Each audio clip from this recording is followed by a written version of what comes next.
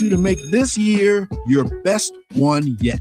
I know I can be what I want to be what I want to be. If I work hard at it, I'll be where I want to be. I'll be where I want to be. Live from the Xfinity Studios, it's the station that America listens to. WVON, Berlin, Chicago. It's Matt McGill on Chicago's essential storyteller, WVON.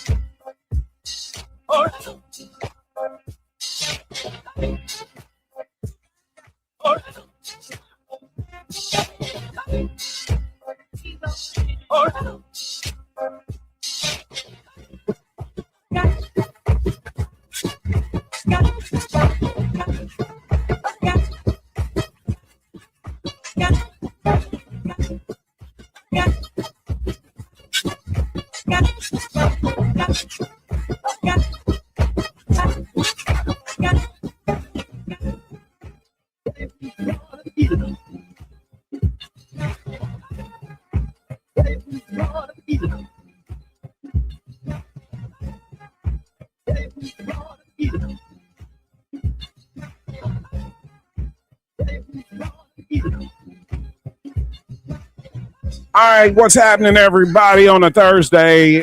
Whatever the date today is, you're live. I'm live. We're in the studio. We got 3 hours of talk radio with a little bit of everything. Haley Vaughn in the studio with me today on Thursday. Hey, Sorry. How are you doing? I'm doing great. I'm excited. We've got some special stuff going on today. We do. Yeah. Well, yeah, absolutely we do. We got Wiz coming on. Wiz Khalifa coming on. Yep. Gonna be in town at the Hard Rock, I believe. Is it the Hard Rock? Hard Rock Cafe out in Indiana. He's doing a tour around the area, and he's gonna be doing this thing. If you don't know who he is, you're gonna find out who this young brother is, and what he's been. But everybody knows who Wiz is. I mean, if you I know don't I'm talking know, some you of our might be audience, just living on the other side of life. Yeah, But some of our Wiz, audience is a little older. He's goated at this point. Yeah. And you know, some of our audience a little older and probably never heard of him. And I'm gonna be honest with you, a lot of people just aren't into music today like they used to be. That's true. A lot of people just don't listen to music, and you know, even me, man, entertainment. Last night, I wanted to listen to music as I went to bed, and I needed Mia's headphones. Mm-hmm. She's got these wireless headphones, noise canceling headphones. And so she was falling asleep and she was trying to sleep. And I'm like, hey, can I use your headphones? I want to listen to some music. And of course, she's like, yeah. So she gives me her headphones. And they're not showing up on my iPad, right? Like Which means the Bluetooth. She's got them connected to something else, right? Uh-huh. Which my criticism of Bluetooth technology would be, we haven't gotten to the point where it's smart enough to just jump. Or just you can't be connected to more than one device. That's and then true. recognize that this guy's using you. Yeah. You know, you can only show up. I agree. You can only show up on one device. Right. Especially in the car, too, right? Because you look at the pairing. Right. If this person connects and starts playing, you know what I'm saying? It's like, but maybe there's something there in coding that I'm not getting, right? Yeah. But it seems like it should be something. Or when somebody stops using it, you just automatically disconnect, right? Yeah. If this device has been cut off, then you disconnect from the cut off device. Yeah. So then when a new device comes, hey, I'm a free agent. Anybody can come grab me. Yeah. But you're still connected to the device that was cut off? I think it depends on, I think there are some devices that are a little bit smarter these days with the Bluetooth capabilities that might have more recognition, but I know that not all Bluetooth is created equal. Right. And I agree. I think that it would be convenient to be able to sync up same device, two different. Haley, it sounds like you're telling me that Mia bought a Temu set of headphones. You know what? And she wouldn't be the first one, me included. Okay, so that was Haley. No shade. Wait. Look, hey, why get the same product for more when you can get it for less? Haley, that was her very nice and kind way of saying, Mia bought some cheap headphones. You know what, though? Not even, because you know what, Mia? I'm right there with you. Okay. Because I have traveled and ordered from random places. And now what we're really learning is that a lot of these devices, what have you, are really being created in the same factories, in the same countries by the same people. Well, let me say this. These headphones number one, she's the first, and I'm joking, of course, with you, but Mia will be the first one to tell you, I only spent $40 on them. Check them out, Matt. Put them on. I'm like, damn. Right. These are nice. And they are nice because the difference between that and your more $200 ones. Right. Exactly. Something that has a bigger name or a bigger label. I mean, sure. Are there going to be some differences if it's Bose, if it's JBL, etc.? Sure. However, there are many bootleg Temu headphones that are just fine. Absolutely. And these are. Because when she even I'm listening to them like, damn. You got them to work. And that's all that matters.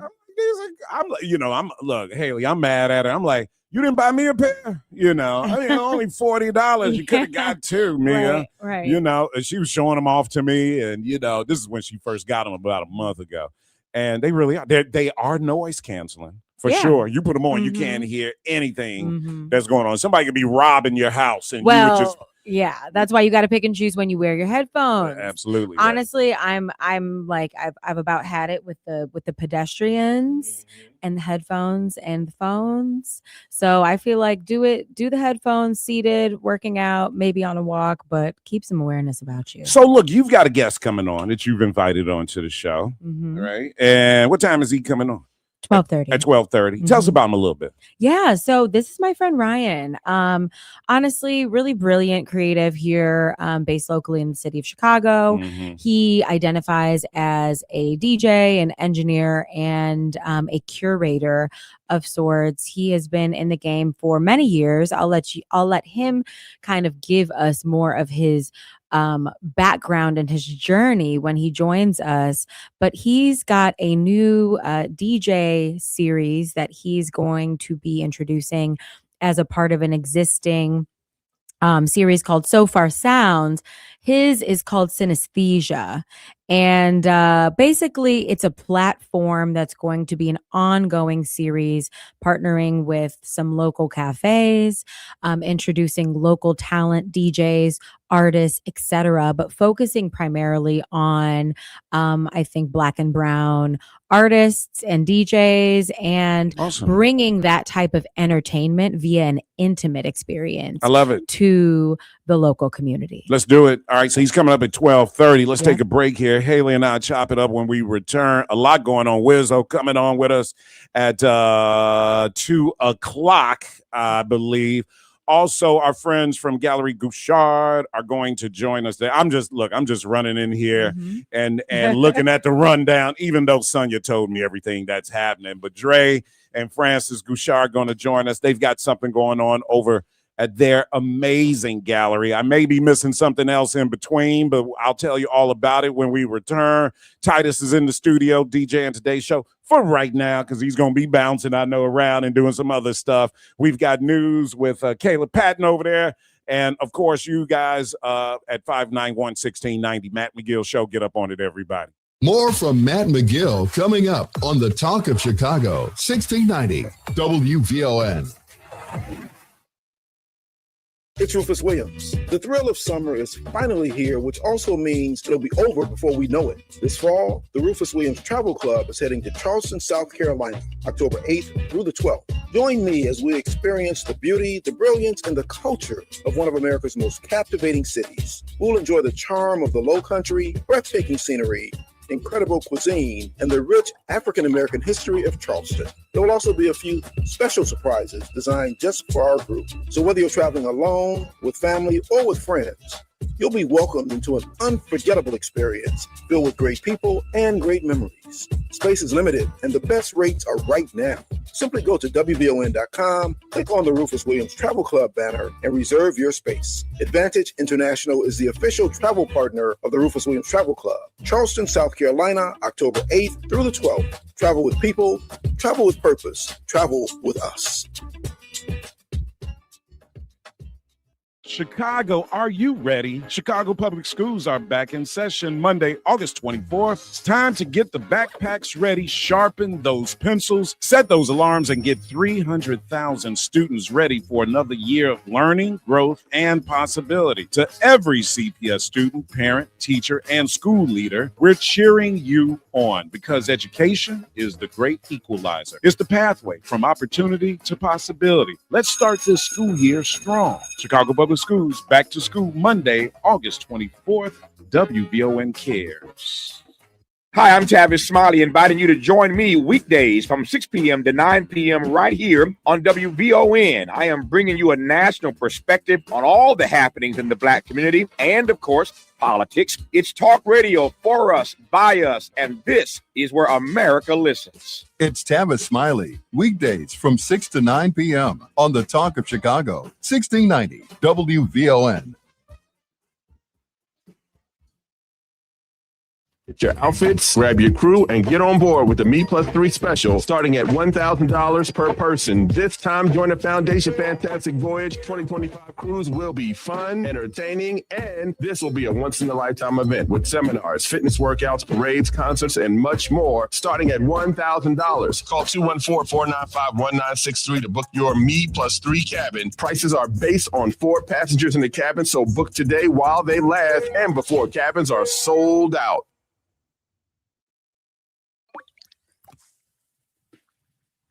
Hear that? That's Alka-Seltzer, the sound of fast heartburn relief. Because when heartburn hits, you want something that works fast. Quick, Alka-Seltzer. Alka-Seltzer effervescent tablets start neutralizing stomach acid in seconds, so nothing works faster for heartburn relief. Next time when that burning feeling comes on strong, don't wait. Quick, Alka-Seltzer. Try Alka-Seltzer. Use as directed. Protect your money and build your wealth. Sundays at 3 p.m., host and owners of Top and Top Insurance Agency, Clydell and Betty Top, teach you about protecting your assets, 401ks, annuities, life after retirement, the differences and benefits of life insurance. And they take questions. Their advice can enhance your financial future and your legacy. Call for a free WVON financial consultation, 773-881-8110. Tune in Sundays at 3 p.m. to protect your money and build your wealth. Powered by Top and Top Insurance Agency. Now back to Matt McGill on the Talk of Chicago, 1690 WVON.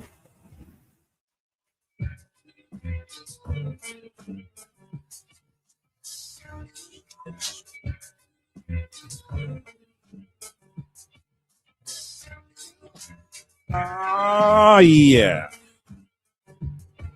So let me tell you this. The last thing you want to eat when you're doing a radio show are pumpkin seeds. And you just downed half the bag. Wait a minute, I just did this yesterday at home. I was doing the show and I'm eating pumpkin seeds, and all of a sudden one, because they're so small, one of them got caught in my throat and I'm up here choking while I'm trying to talk to somebody yesterday. See? So anyway, look in this bag that I have here, Haley Vaughn. All right. I will give a quick shout out to our friends around the corner, Flacco's Tacos. Have you ever been there? I haven't been to Flacco's Tacos, but I've heard many a good review. I love it. Good spot. They're not one of our sponsors, so I gave them a free plug. Inside, this is how disorganized my life is, y'all. How I'm running out and trying, because I got like 10 things going on at one time these days, right? that I just, because I couldn't do everything before I left the house, so I just threw everything that I normally do at home. I just threw it in this bag. So let's take a look at what Matt normally does. Matt's bag of tricks. All right. So first off, I brought my hair gel. Eco styler. See, this is why it's Matt's bag of tricks, because who would have called that being the first item pulled out? Not me. My hair is all crazy as I walk in the studio today. So look, we got the what is this called? Eco gel, argan oil, and I got another one here. Okay. So that's what I do, right? I brought my vitamins, guys. So I've got zinc. Yep. You guys better take some zinc. Yeah, but not on an empty stomach, because it makes me nauseous. Now, see, you're going right where I want you to go, Haley.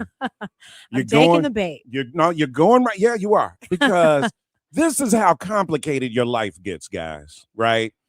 I want to wake up, take my vitamins, get on with my day. Mm-hmm. But you can't take every vitamin on an empty stomach. You cannot. So now you're telling me I got to eat something. And I have gotten out of eating breakfast for the most part, Monday through Friday. And that brings us to my pumpkin seeds. Well, why don't you take your zinc at night? Because I have my morning and my night vitamins. What do you take at night? At night, one thing I will say that has, I think, absolutely changed my life, but also my sleep, and therefore my life, which is magnesium. Okay, magnesium really makes a difference in my sleep, the frequency at which I fall asleep. Vitamin D. I don't take zinc anymore because the zinc was making me nauseous. Okay. But I take turmeric. I take sea moss. I take why am I drawing a blank? Chlorophyll. Oh, you take chlorophyll? Mm-hmm. Yeah. What are you taking? A pill? A chlorophyll? I'm taking a capsule. I've tried drops, and you know what? Mm-hmm. The less chlorophyll I have to physically consume, the better. I'd rather just take the capsule. Are you not getting chlorophyll in the sea moss? I am. So I usually try not to double up, but I do have separate chlorophyll. But the sea moss capsule that I have actually has a bunch of different, vitamin, I think B, burdock root, dandelion root, chlorophyll, a bunch of stuff. Yeah. So look, if you take zinc though, guys, you're supposed to take it with quercetin. The quercetin activates the zinc. So if you're taking zinc without quercetin, you're just wasting your time. Look at all this stuff I got in here, guys. Here's my vitamin D3. All right, that's which good. You are absolutely. See, I got to take all this before the show is over, so I'm sharing it with you. Fun fact about vitamin D that I learned years ago. I was having cramping in my hands that I thought might be early stages of like carpal tunnel or whatever, especially in young people. We're seeing it in really everybody, but in young people more because we're holding our phones, we're typing on our laptops. Sure. These are old, like secretary, injuries that you get from work that now we all have. Vitamin D will also help with any muscle cramping sensation. But everybody says D3. They say, I don't know what the 3. I take it every day. I don't know what the 3 stands for, but they all say D3, right? Now this one is 5,000 IUs. So that's what you want, like a big dose of it. Here's my vitamin C. Can y'all believe I do all this every day? This is good. I can believe it. But now this is a king here, dude. This is D3. So I take both. This is another D3 with K2 and omega oil in it. Oil. This is a beast. One. That's a $50 bottle right there too, though. This ain't no joke, or at least a $40 bottle. I know that. But this is a beast, y'all. But it's only giving you like 2,000 D3s. That's why I take both. Okay. So I'm getting 7,000 D. So you're paying more attention to your dosages. I'm really not. This is D3, but it's empty, so that's garbage. This is garlic. Black garlic, aged black garlic. So I was actually eating raw garlic every morning. And then I read this article where they said you really want the aged black garlic. Interesting. It's hard to find that in the store, but they got it in pill form. So now I'll do some of the raw garlic and then aged black garlic, guys. Are you burping up garlic? Not with that, I'm not. Okay. When I'm chewing the raw garlic, Look, I'm asking the important question. Well, you it's close to me in the studio. You've been coming in every Thursday. You haven't smelled garlic on me. No. You might have smelled tequila on me. And which leads us to the next one, milk thistle. You know what that's for? You know what? I forgot. Remind us. Milk thistle is for all you heavy drinkers out there. It's supposed to help cleanse Liver your function. help liver function. Okay. And the last item in my bag to wash down The all these coconut vitamins water. is a little coconut Yes, water, all guys. right. Look at this, man. I got like hair gel. Okay. You know what? This is completely This is giving my life. This is giving Whole Foods. It's giving Sprouts Organics. Okay. What else? Wellness. Okay. Okay. Come to Matt McGill for your wellness advice. This is what you have to do when you get for old. Your supplement shopping list. When you get old, this is what you have to do. Cliff, what's happening? Welcome to WVON. What's on your mind, brother? Yeah, Grand Rising, thanks for taking my call. I appreciate it. Listen, guys, okay. Reality check in the black neighborhood, for the most part, particularly our poor neighborhoods. So our brothers and sisters, particularly our brothers, they get involved in drug dealing just to try to make it. You know what I mean? Provide for their family, even though it's wrong. I'm not condoning it, but little killing. So that's what we're dealing with. However, then we got privileged white boys that go to college, particularly at Penn State, and they major in drug dealing. And they got you see all that cocaine there? Whoa, like, that was a real operation. Damn. Am I right? So for white people that's listening to the show, explain that. How do you get privileged white people going to college, majoring in drug dealing, and that's okay? Man. They're probably Trump supporters. What the hell was they? What was going on? These guys were flipping some man. Well, they had like they a had kilo. Apparently, and No wonder they said Hey, it was Sonia. one of the most advanced. No wonder I couldn't find any coke functioning- last weekend. It was all in College Station, Pennsylvania. It was one of the biggest operations in the state. It was one of the biggest operations in the state. They reported. Hold on, family. One more thing. Sonia laughs at all my jokes. That's Sonia? Sonia over there, my producer, she's sitting in the studio. Hold on, let me get the camera on her. Look at her. And tell her when she's gonna follow up on Anthony Bates. On Anthony Bates, who's that? Right, the police officer, man, the one that was trying to de-escalate the situation. He has a trial, so all the white cops came after him. She said, okay. The whole 9 yards. She said she called. Racial discrimination. And he wants to. What is that? She said she never got. She's telling me right now. She said she never got a return call. See, look at her on Facebook Live. She's circling her chair saying, "I didn't get a return." Look at Sonia. I didn't get a return call. So can you do that? Because this is a good example of our black police officers. I give much respect, particularly the women that put their lives on the line. And this particular brother de-escalated a situation where a white cop man tried to abuse and chastise a pregnant black woman. And then he just called the N-word the whole 9 yards. He had to file a lawsuit. All right. That's not right. All right. Taking my call. Always, Cliff. You're on it. Chumble Servant says, don't forget about Yohimbe. So, hey, Chumble Servant, you ever heard of Yohimbe, Sister Haley?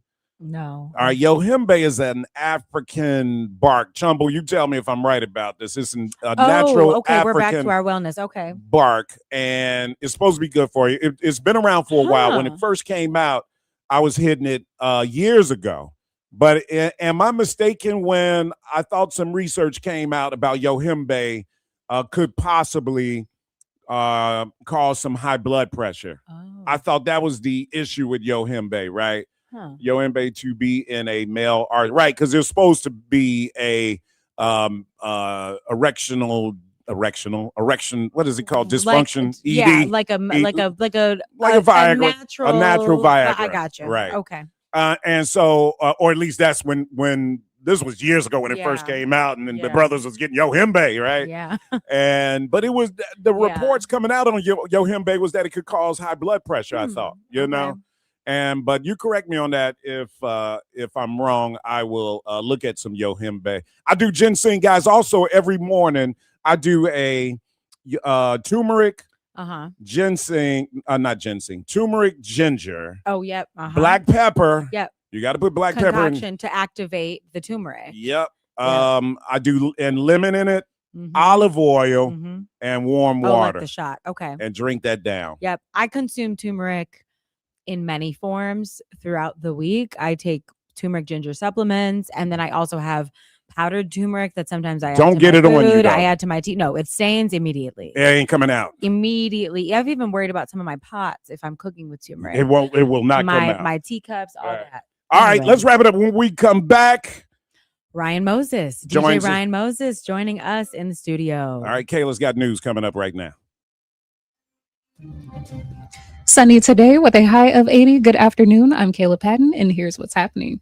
Chicago is no longer in the running to host the 2028 Democratic National Convention. The DNC committee chair, Ken Martin, released a statement that the cities put in a strong bid, but he did not say why Chicago and Atlanta were eliminated. There are 3 finalists, Boston, Denver, and Philadelphia, and a final decision is expected later this year. Republicans have already selected Houston for their site of their 2028 convention. The White Sox avoided a 3-game sweep with a win over their rivals Cubs at Wrigley Field. Players finished 4-2 on their road trip, and Jose Urquidy went 6 scoreless for the win. White Sox manager Will Venable says that this is a great ending to a solid road trip. This road trip, really tough road trip with Detroit, and then the Cubs, you go 4-2 in that road trip. Really every one of those games we were in, we played well. Of course, we weren't perfect, but just so proud of the guys to just continue to play good baseball. No losers here, as both the White Sox and Cubs are contenders for the World Series. While the Honorable William Hall Entrepreneurship Center returned to Kane County earlier this summer after a pause in operation, Judy Dawson was live in the WVON studio to discuss how the Entrepreneurship Center is geared towards helping those formerly incarcerated achieve their dreams. She tells WVON's Rufus Williams that 1.2 million incarcerated are released a year in the United States without job opportunities. Director of Diversion and Reentry Programs at Kane County Jail, our statistic was 1 in 5 individuals, residents of Kane County, had been in the jail. So I would tell people to walk outside, look 2 doors to the left, 2 doors to the right. One of you's been to the jail. Ultimately, you're coming home. These are your neighbors. So my question to you and to your viewers and listeners, what do you want the narrative to be? On September 17th, the Honorable William Hall Entrepreneurship Center will be providing a virtual 12-week course workshop on how to start your business.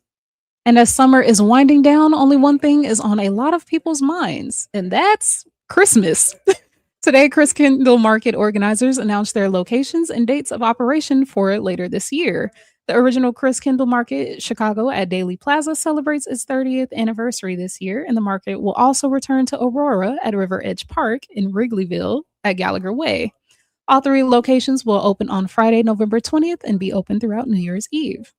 Well, that's a look at our news now on 1690 WVON. I'm Kayla Patton. When it comes to celebrating our Chicagoland communities, Wintrust is here for it. We're proud to support small businesses in our own backyards, like the UPS Store, your one-stop shop for personal and small business solutions at 460 West Irving Park Road, Suite C in Bensonville. Highland Vans, custom-built and designed vans at 872 Cambridge Drive in Elk Grove Village. Samco Restaurant Equipment, family-owned equipment and small wares, located at 2347 136th Street in Blue Island. Two LaDonnas, one unforgettable conversation. Tune in to Senior Talks on Saturday, August 22nd at 7 a.m. as Dr. LaDonna Ray welcomes Chicago radio icon LaDonna Tittle. Hear stories from her remarkable broadcasting career as she discusses her upcoming documentary. That's Senior Talks with Dr. LaDonna Ray, Saturday, August 22nd at 7 a.m. only on WVON. This is your host and life coach, Linnell Harris, and I want you to join me every Sunday morning from 7 a.m. to 9 a.m. for Inspirational Perspective. On Inspirational Perspective, we talk life vision, life purpose, and the show is all about helping you live the best life possible. So join me as we look at supporting you in living the life you intend to live and making your life's vision a reality. Every Sunday morning at 7 a.m. on the Talk of Chicago, 1690 a.m. WVON. Now back to Matt McGill on the Talk of Chicago, 1690 WVON.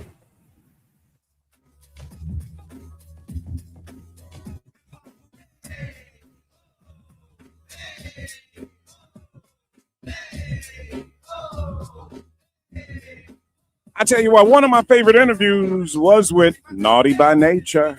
Oh, really? When was that? Oh, man, years ago, Back more in than the 10 day. years ago, we had him at African Fest. That's a good out in one. Washington Park. Okay. Lakeisha Gray Sewell had coordinated the hip hop stage for the African Fest. It was like the first time they had put together a hip hop stage out there. And I think Naughty was the first like major act they had out there. And they came, we were out there broadcasting live, and they came by, and Vinny and Tretch came by, man, and we were like, oh, what up? It was really, really good. Guys, look, conversation you don't want to miss is going to happen next week, August 26th. WVON, NBC Chicago, and Telemundo. All three of us are coming together for a special conversation with Chicago Mayor Brandon Johnson, hosted by Marianne Ahern, and guess who else? Who? Me. There we go. Oh, man. I'm not sure NBC5 know what they getting themselves into. Y'all let me? Oh, nah. I thought they were mad at me last time I did this, man. We did Not mad enough, apparently. It's like, all right, we want you to ask these questions, and then I ask my own questions. But I think that was under a different news director, so they forgot.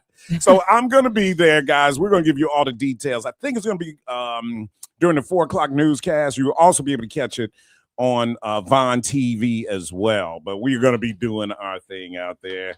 And so I'll be showing up in the studio at NBC5. I'm thinking about wearing some Black Panther, old school Black Panther, dark sunglasses with the tan. Yeah.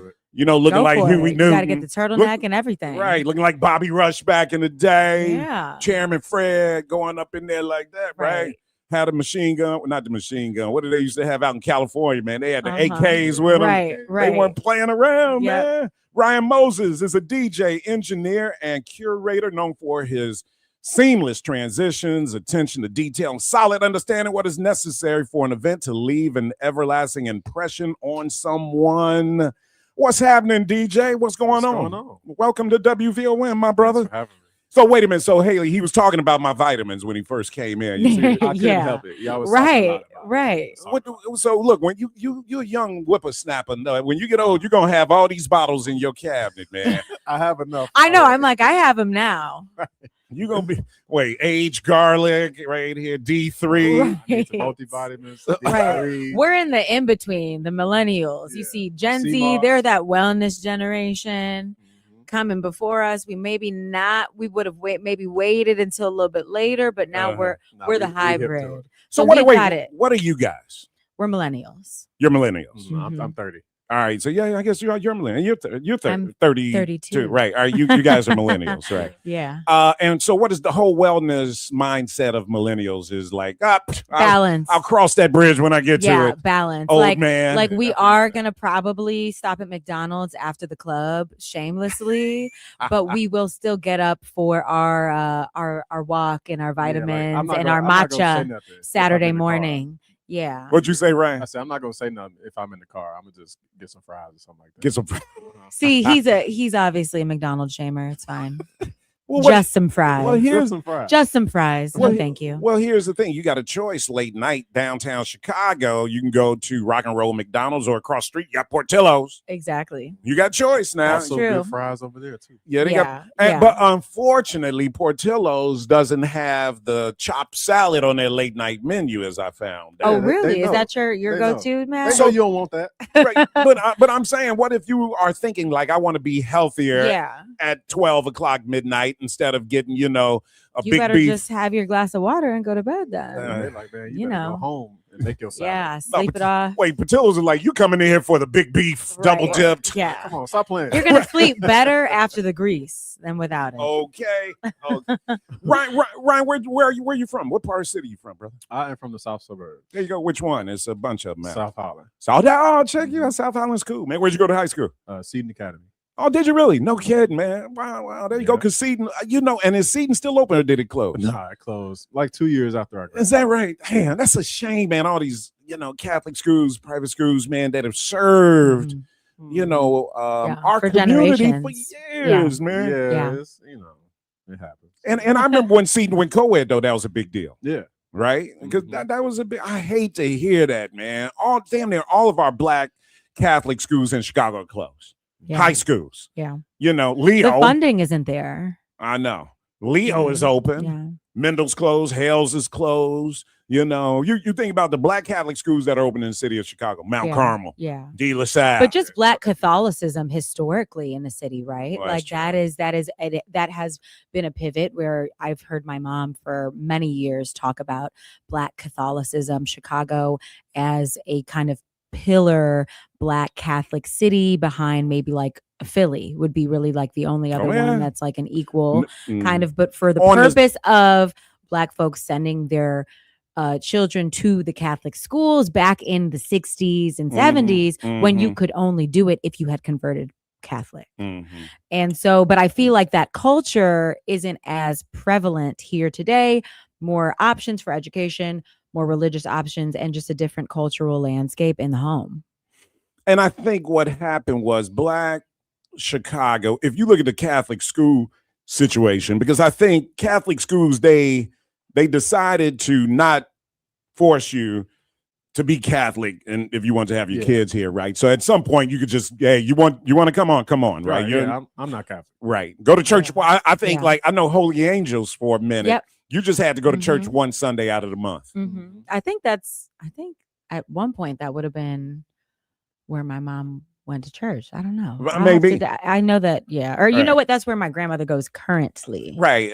So, I mean, it's strong parish, right? Yeah. In fact, it's probably the only Black, one of the only Black parishes still open in the city of Chicago, right? But I think Catholic schools, they but see what, you know what I think was the death knell, so to speak, for Catholic schools was as public schools started getting better and these magnet schools and all that, then people had more options for better education, right? Absolutely. You didn't have to pay for it necessarily. Hey, I'm gonna put my kid in Skinner. Exactly. Right. And look, we got some friends who went to Skinner. Shout out Skinner. Yeah, no doubt about it, right? Or Beasley, right? Yeah. Or whatever. Right, these schools that were getting, these grammar schools that were getting better. So then your Black Catholic schools were like, because why, pay the tuition if I can get my kid? I know the principal at Beasley. I can get my kid in there. Right. I mean, that's really how I guess a lot of these parents are doing it these days. How my kids got now. I don't know about you. No. So how'd you start DJing, brother Ryan? Man, after I graduated high school from Seton, I downloaded this program called Virtual DJ, and I taught myself how to play.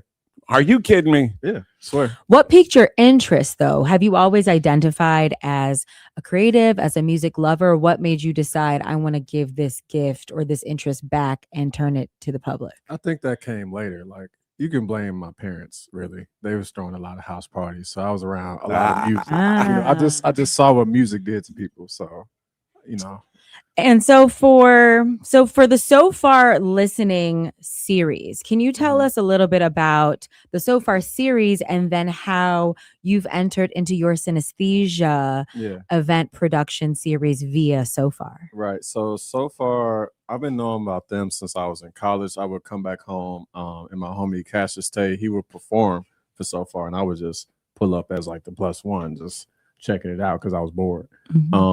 They host intimate events across the world, really. I didn't understand how big they were until like I interviewed with them, and like they started in London and they're all across the states now. But they hired me as a producer to host my own events, and I'm going to be doing listening rooms for DJs across the city of Chicago, and I'm calling it Synesthesia. And tell us about synesthesia, because just before we went on there, I was like, Ryan, am I saying this word correct?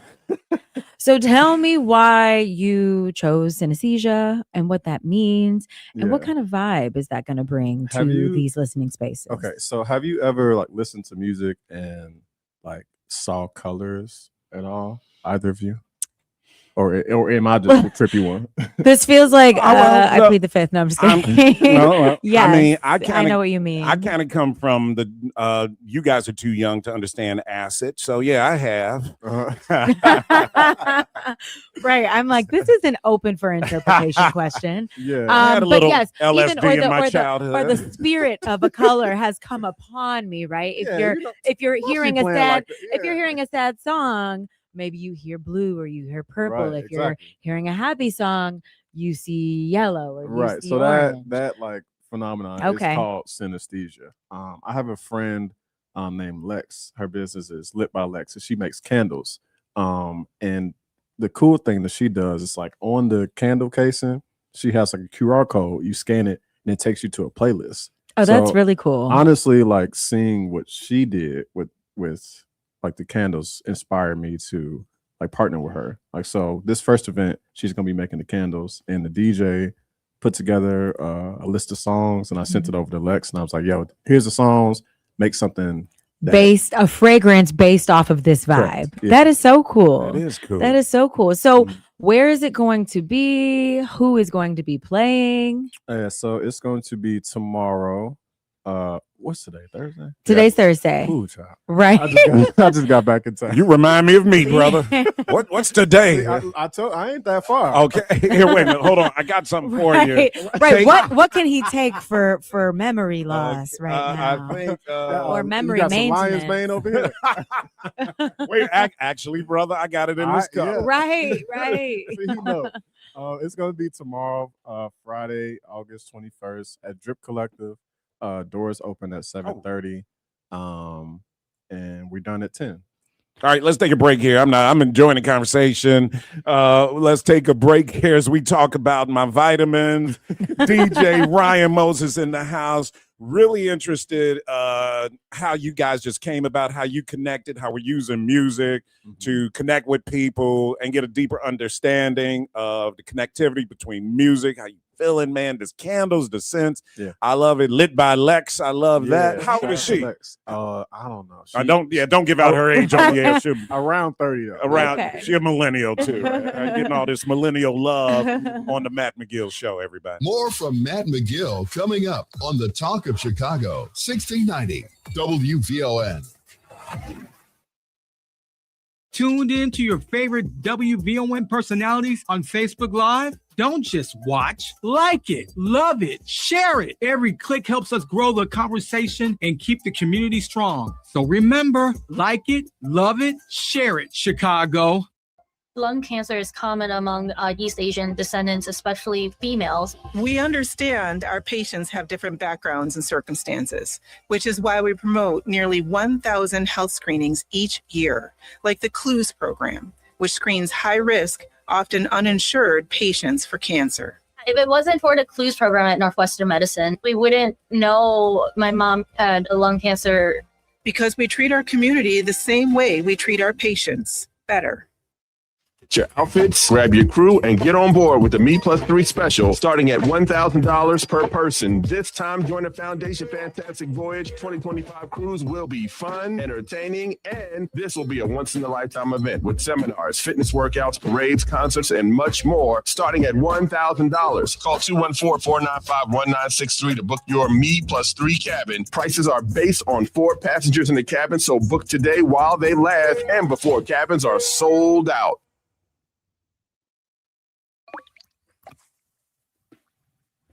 Hear that? That's Alka-Seltzer, the sound of fast heartburn relief. Because when heartburn hits, you want something that works fast. Quick, Alka-Seltzer. Alka-Seltzer effervescent tablets start neutralizing stomach acid in seconds. So nothing works faster for heartburn relief. Next time, when that burning feeling comes on strong, don't wait. Quick, Alka-Seltzer. Try Alka-Seltzer.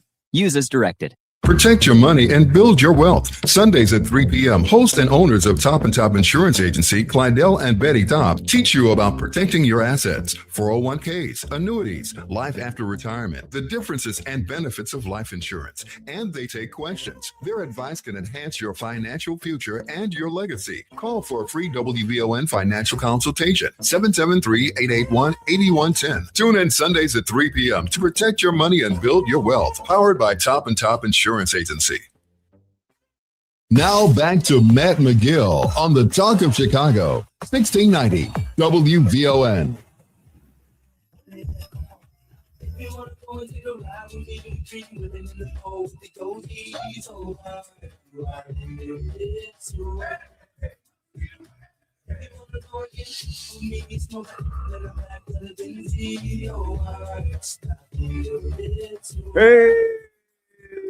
Hey, we're back in the studio. We got some new stuff to talk about as well. We got Haley Vaughn, of course. You guys know on Thursday, Haley come in and help me run the show. Ryan Moses, DJ engineers, telling us about So Far. And what was the other name of the event? You were Synesthesia, and you're bringing people. Tell people about Synesthesia again, and then we'll get to some other stuff as well, brother. So, oh, wait a minute, man. Do you want some of this, man? Do you ever use my Echo?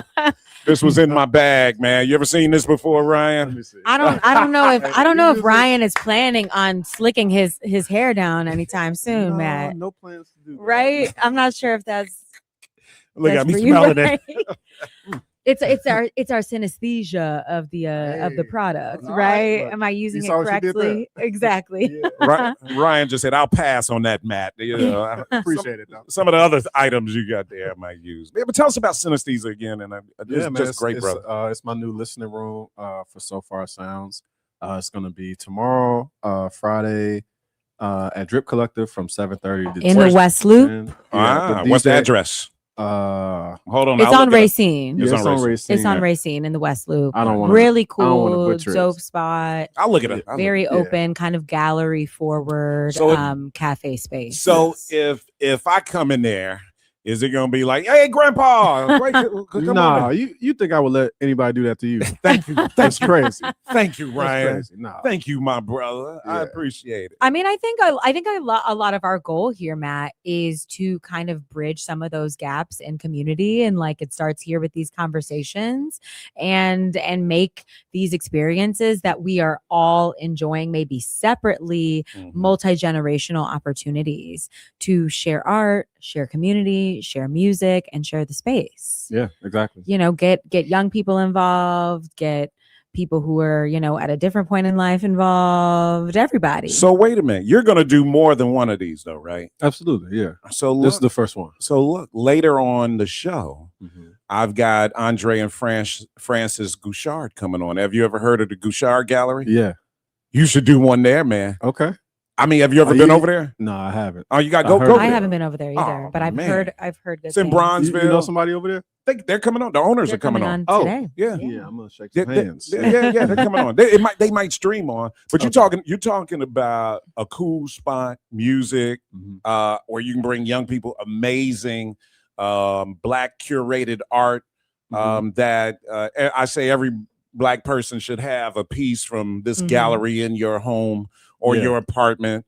Like I said, when somebody walks into an apartment without knowing who lives here, it should take them about 2 seconds to say, "Oh, a Black person lives here." Exactly. Right. Yeah. Why you say that? I'm looking at this artwork right here, or somebody who appreciates Black culture lives here, right? So Gallery Guichard is like at the epicenter of the Black art movement here in Chicago, and have been for years, man. And just an amazing couple. Yeah. And what they've been doing for Black art and Black culture, man, for the city has been absolutely amazing, brother. No doubt about it. Man. So you looking for these kind of cool spaces to host. And keeping Black artists connected and together, right? Ryan is a DJ and a curator, and that is his art, versus the Guichard Gallery. That's more of a traditional, media form or opportunity to get, have the gallery for a different type of art, but, combining all of the arts and helping support each other is and really, I feel like, very much is the wave that people want to be on. Right. And that's what synesthesia is. Like, it isn't just like a smell. I got a call. All your sites. Let's see what our caller, Aliam Dale. Welcome to WVON. What's on your mind? This is about the supplements you were taking. I hate to take you guys from what you're talking about, but could you answer a question for me? How the supplements that you're taking, how do you know they have an effect on you? You know what, brother? That's a good question. That's a very good question, right? Let's all answer that though, guys. How? Because William Dale. All right, now I see. How all of this stuff that we take, or that look, I'm taking more than you guys. How do we know? You've taken some stuff. How do we know if it has an effect on you? Do you feel more energy? I think you have to. I mean, you have to wait over time, but I think that's why you take you can obviously take recommendations that are offered broadly, right, from health experts, et cetera, right, or other family members, friends, your doctor. And when we're talking about vitamins, I also want to like reemphasize that we're talking about things that are not prescribed, that are offered over the counter. Sure. And oftentimes I feel like I look at my vitamins from a holistic approach. But you ultimately wait and see if you feel those effects. I think that if you're going to be repurchasing or adding something into your routine, it's because maybe you made it through a bottle and you saw the difference. Like I was talking about my magnesium earlier. I can tell the difference now when I've had my magnesium before I go to sleep and when I haven't. So you feel more relaxed. I when feel you go. more rested when I wake up. I feel like I get to sleep a little bit quicker, and I feel like my sleep is a little bit deeper, because otherwise I can tend to kind of sit in that in-between realm and dream and my mind's racing. And I find if I want a really good peaceful night of sleep, magnesium. See, here's the thing too, right? Some of these vitamins we're taking all our lives, right, are more preventive, aren't they? Like, for example, Definitely. I mean, even though you guys are millennials, right? Millennials, we think of vitamin C as take your vitamin C and help Right. prevent you getting a Right, cold. or your eyesight, or your whatever. But yeah. you're not, I mean, you're taking vitamin C to fight off the potential Yeah. of getting a cold, Yeah. or as we know, the history of vitamin C and scurvy and all that stuff, that's going way back. But really, I mean, you take vitamin C as a kid and, drink your orange juice. It's got vitamin C in it. Right. It's more for preventive. It's not like going to make you feel a certain way as much as, like garlic, taking aged garlic, it helps build up your immune system. And all. So, I mean, I don't know that you feel your immune system being built up as much as You're just hey, well, yeah. Hey, you didn't Right. you didn't get sick as often last year as maybe you know what I'm saying. Yeah. But I mean, it's a good question though. I mean, no doubt about it. Some stuff you're supposed to take should provide you with more energy though, right? So like, and what you guys don't see here, I've got bee pollen at home.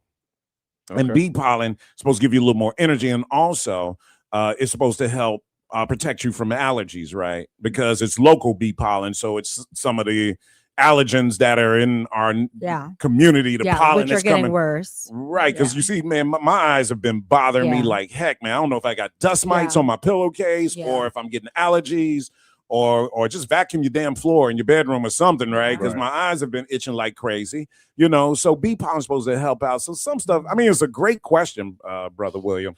But is he still on the call? Yeah, he's still holding on. He's listening to the answer right now. I hope we answered your question. Hopefully. We got some more calls coming in, 591-1690. Ryan hanging out with us. Of course, Haley on Thursday. We'll take more of your phone calls at 591-1690. I can't wait to get you guys' thoughts. I've been beating this in the ground, I know, on Stephen A. Smith and see what I had a lot of thoughts, Matt. What he did. I had a lot of thoughts because I was listening to that show, and I had a lot of thoughts. What, and I this I was on the other line, like you. Haley was getting mad at haven't me. seen the clips. You obviously just haven't seen. Haley the was clips. getting. What he do now? I will tell you when we come back, Ryan. Hold on, don't go anywhere. Logan's here with WVON News right now. Good afternoon. Happy Friday, Junior Chicago. I'm Logan Page, and here are your news headlines. Chicago ruled out as hosts for 2028. DNC Entrepreneurship Center gets new life. Salmonella infections linked to jalapenos climbs to over 430 cases. And Black athletes push back against shut up and dribble. National news from the Black Information Network is up next on Chicago's only urban talk radio station, 1690 AM, WVON, Berwyn, Chicago.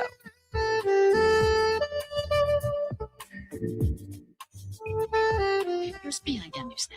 Crews continue working to restore power across northwest Indiana following last week's severe storms. Esource Group Utilities President Melody Birmingham says these are not simple repairs. These are lines that ordinarily take us weeks or months that we are trying to accomplish in days or weeks. Utility officials say out-of-state crews are assisting, and power is expected to be fully restored in predominantly Black Gary by August 25th.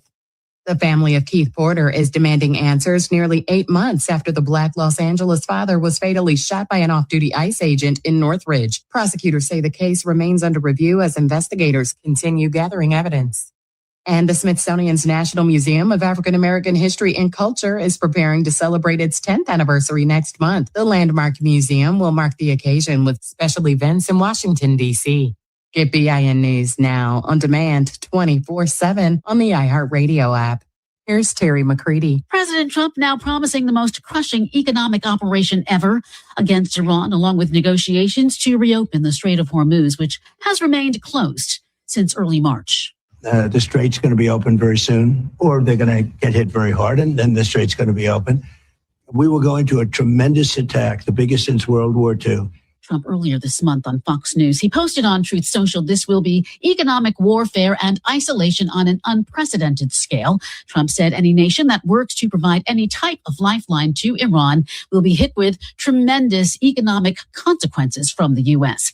He went on to write, this will be an economic D-Day, and we need all of our allies to stand with the United States. The president's announcement follows Treasury Secretary Scott Bessent's warning last week that the U.S. would seek to ramp up economic pressure on Tehran to reopen the critical waterway. A federal judge in Washington, D.C., temporarily blocking the Trump administration's changes to the teen pregnancy prevention program that ended up slashing tens of millions of dollars in federal grants. The order from U.S. District Judge Christopher Cooper, who was appointed by former President Barack Obama, halts the effort to reshape the TPP program into an abstinence-only initiative. Cooper sided with the plaintiffs who sued earlier this summer after the administration issued new funding criteria and then canceled most of the active TPP awards. The Kennedy Center is agreeing to hold off on restoring the president's name on the building amid an ongoing legal battle over the issue. Black U.S. Representative Joyce Beatty, an ex officio member of the Kennedy Center Board of Trustees, successfully sued to block the earlier renaming and closure of the center after the board voted to add Trump's name. This was standing up for justice. I think it builds hope that we can regroup, that people will come back to work. I am very confident that the performers will be excited about returning, donors will return, because everyone was very specific that Donald Trump had made this political and that he had broken the law. But the board voted last week to add Trump's name again, months after a federal judge ordered it removed. The center said in a status report filed yesterday that it would pause the plan until September 8th. A Telemundo executive was one of 5 Americans killed aboard a sightseeing helicopter that crashed in Kenya yesterday. State Department confirming the number of dead American citizens along with the pilot and another passenger, bringing the death toll to 7. Jose Alberto Suarez was president and general manager of Telemundo's television stations in 3 Florida cities. Suarez was 55. Stay informed, stay connected, and subscribe. Follow BIN News this hour wherever you get your podcasts. I'm Terry McCready for the Black Information Network. Activists Incorporated, in partnership with 3rd Ward Alderman Pat Dow, State Senator Maddie Hunter, and State Representative Kimberly Dupuy-Clay, presents the free back-to-school haircuts and hairstyles event on Sunday, August 23rd from 9 a.m. to 1 p.m. with music provided by Power 92's own DJ Nathis. Kids ages 5 to 17 can receive free haircuts, hairstyles, backpacks, and school supplies while supplies last at participating locations. Another barbershop, 843 East 47th Street, House of Heteras, 251 West 95th Street, Hair Experts Barber College, 216 East 47th Street, Hair Experts, 5401 South Wentworth, Studio B Barber Salon, 2113 South Pulaski Avenue, RV Barbershop Bronx Cuts, 15306 Page Avenue, Bronzeville Barber and Beauty Salon, 122 East 35th Street, from 10 a.m. to 2 p.m. Services for boys and girls are available at select locations. For more info, call Activists at 312-766-7145. Supported by the Sisterhood and Grand Boulevard Prevention Services. It's Gospel with Pam Morris Walton, your gospel sister, on WVON Sundays, 11 to 2 p.m. Music to help you on your journey. I'll see you there. WVON.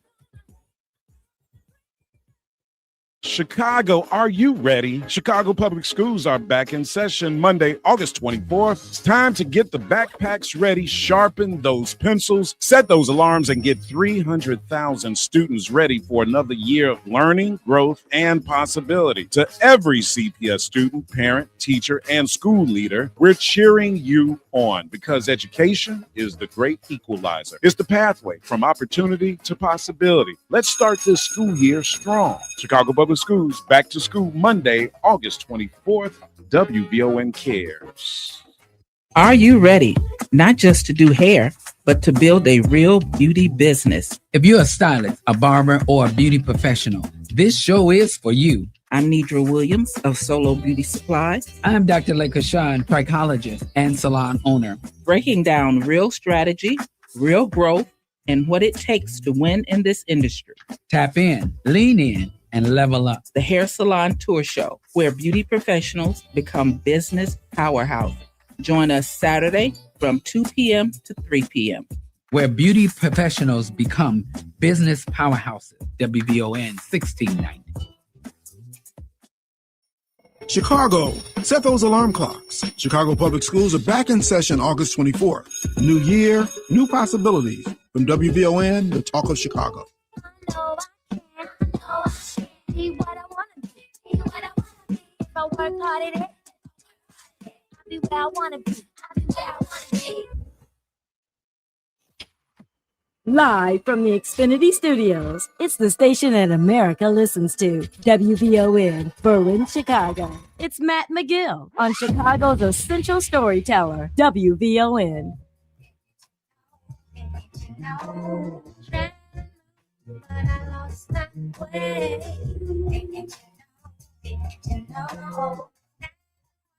My emotions sway. Erykah Badu. Look in her eyes. She'll hypnotize the queen, will. the men. Mm-hmm. I don't know if she recently released a song called Witch Doctor. Yeah. Which was one of her new releases like last week. I Yeah. listened to it. It's a good song. This song She's- right here But is she's killer. totally like laying into it now because she knows that we know what Uh-huh. she is.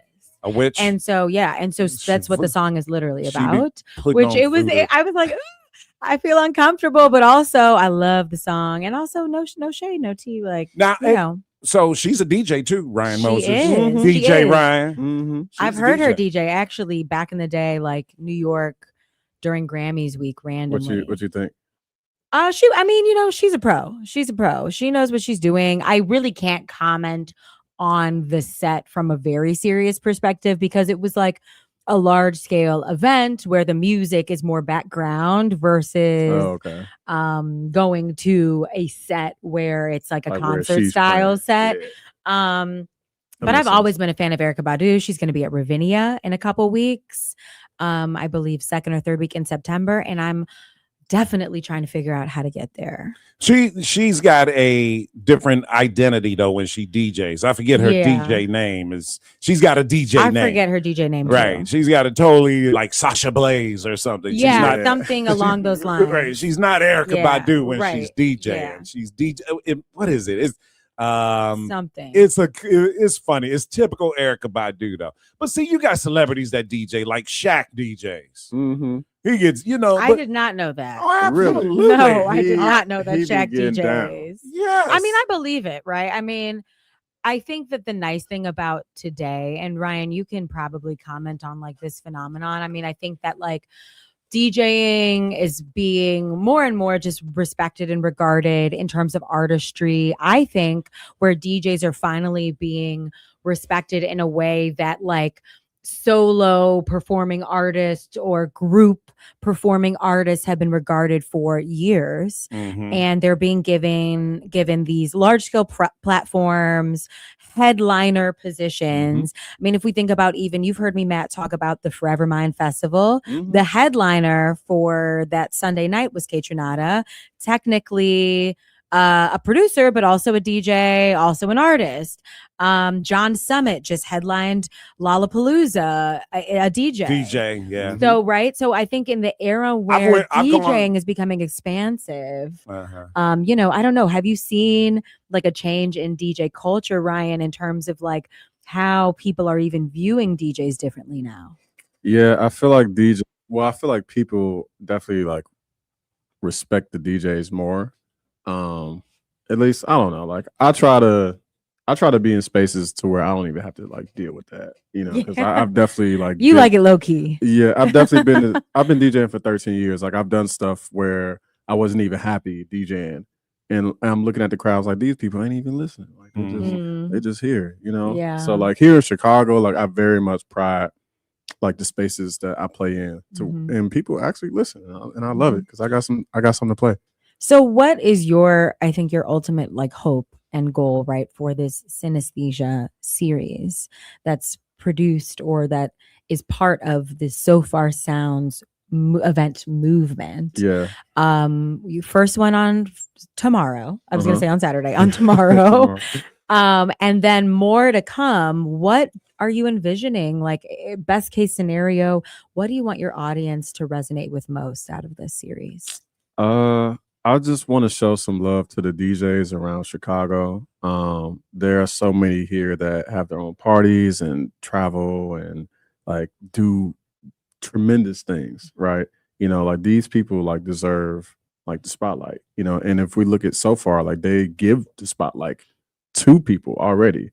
And I was just like, well, why don't we just open this up to DJs too? They were just like, oh, we never thought of that. Yeah. I was like, yeah. So historically it's been mostly other forms of artistry, like artists, singers, like rappers. like singers. Interesting. Yeah. So you are the one who is bringing DJs into the fold for So Far. Yeah, I was like, That's awesome. let's just do this with DJs too. Y'all already do this. Low down Loretta Brown. That's Low down. I love that. Okay, Low see, down, you know what? I I actually don't know if I Low down Loretta Brown. Low down Loretta Brown. I'm going to see her. I know, right? She's just really never going to disappoint. But you ever. would go see, right? Low down. I've seen her a couple times already, and it's always great. Oh yeah, I went to see Black Coffee. Black Coffee. I saw Black Coffee last year. Huge. Man. Yeah, He I saw him in to Navy Ibiza. Beer. He came to Navy Beer. He is huge. Yeah. I've only seen his sets on huge YouTube. following. It's a vibe. These cats are making money, Oh, millions Yeah. of dollars. These Yeah. DJs are Empires. making millions of dollars. I mean, Yeah. I know the chosen few, the house Empires. music DJs are like, damn. Yeah. I've been DJing for years. I ain't making money like that. Yeah. It's like it just shows you what's possible. Like They got global audiences, right? I think they kind of I tapped think into it's something. possible at a think- local level as well. Yeah, I mean, it's just a matter of time too. Yeah, but somebody like Black Coffee is internationally known. He is. You know what I'm But, saying? Like, what did it take for him to get there though? But that's, he didn't just wake up like that. I'm curious how did he get there? I'm very curious about that. Show after show, after show, Uh-huh. after show. You see this table? The shows. but it had to be some reach too, though, right? That because like, where's Black Coffee from? I think Black Coffee's from like Africa or something like that. I don't know right? where I in think he is Africa, but- origin. I think he. Right. I think his original So I think home is So I think some of these DJs have an international base to start with, right? Because see, even when you look at Europe, this is what's interesting, right? When you look at Europe, guys, Europe is all those countries are smaller than the United States of America, so they're all like close together. Right. So a DJ's ability to be in Italy one day, France Right. one It's day, like domestic Spain, travel here. right? It's like Yeah. get on a train, Yes. and do it right. And so they're create. I think they create more of an international buzz. Yeah. Mm, Also, No, the no, no, that's- reception, the that's 'cause- reception of house music is different abroad. True, but like I can also do that like from the comfort of my home too. Mm-hmm. Like I do DJ mixes every month on my SoundCloud, and I got to London from doing those DJ mixes. But how did DJs get to the place where they are headlining a concert and it's sold out in these big arenas? Yeah. I wish I knew the answer to that. And Well, I think it's a But I think combination it's of just management, right, social management and opportunity, persistence. Yeah. Yeah. I think it depends on your audience. I think like everything that is growth based or dependent these days in terms of talent is a combination of what the talent is, your consistency, your audience, and your opportunity, I guess. Yeah. All right. 591-1690. You're listening to the Matt McGill Show. More from Matt McGill coming up on the Talk of Chicago, 1690 WVON. Chicago, are you ready? Chicago Public Schools are back in session Monday, August 24th. It's time to get the backpacks ready, sharpen those pencils, set those alarms, and get 300,000 students ready for another year of learning, growth, and possibility. To every CPS student, parent, teacher, and school leader, we're cheering you on because education is the great equalizer. It's the pathway from opportunity to possibility. Let's start this school year strong. Chicago Public Schools back to school Monday, August 24th. WVON cares.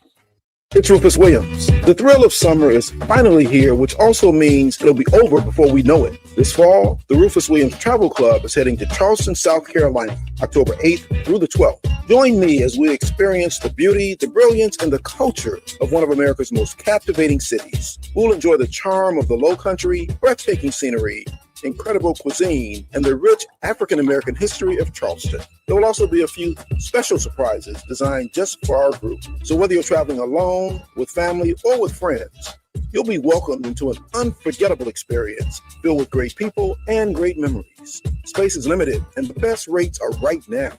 Simply go to WVON.com, click on the Rufus Williams Travel Club banner, and reserve your space. Advantage International is the official travel partner of the Rufus Williams Travel Club. Charleston, South Carolina, October 8th through the 12th. Travel with people, travel with purpose, travel with us. Get your outfits, grab your crew, and get on board with the Me+3 special starting at $1,000 per person. This time, join the Foundation Fantastic Voyage 2025 cruise will be fun, entertaining, and this will be a once-in-a-lifetime event with seminars, fitness workouts, parades, concerts, and much more starting at $1,000. Call 214-495-1963 to book your Me+3 cabin. Prices are based on 4 passengers in the cabin, so book today while they last and before cabins are sold out.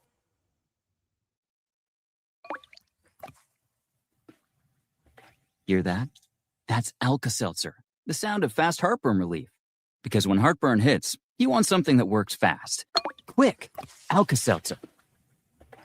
Alka-Seltzer effervescent tablets start neutralizing stomach acid in seconds.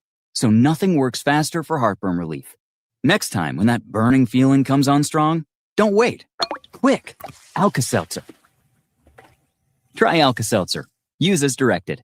Maria Pappas with Black Houses Matter. We're up to way over 400 million here. Yeah, giving money back. How about that? People in Bellwood got 10 million, Broadview 6 million, Burnham 3 million, South Holland 17 million. The city of Chicago's up to $190 million that we have given back to African Americans. Who does that? Nobody does that but WVON. Cook County Treasurer Maria Pappas with Black Houses Matter, Monday mornings at 11:30 a.m. on the Talk of Chicago, 1690 WVON.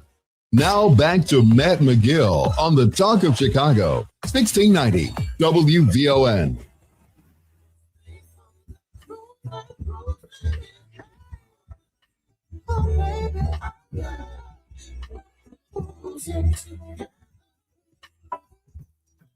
Baby, take that belong to us.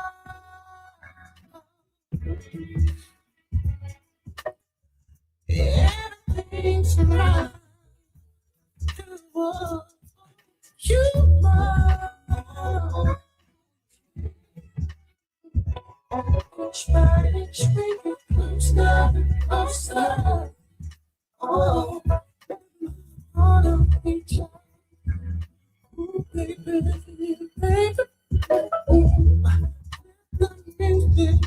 All right, we're back at 591-1690. Haley Vaughn and our brother Ryan Moses, DJ Ryan Moses. Come on in here, Sonia.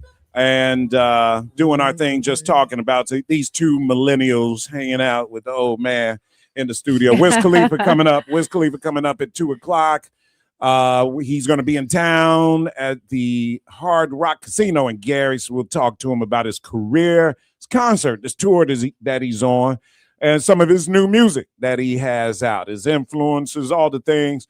Get to know Wiz Khalifa, right? This brother he's been in the business for a minute.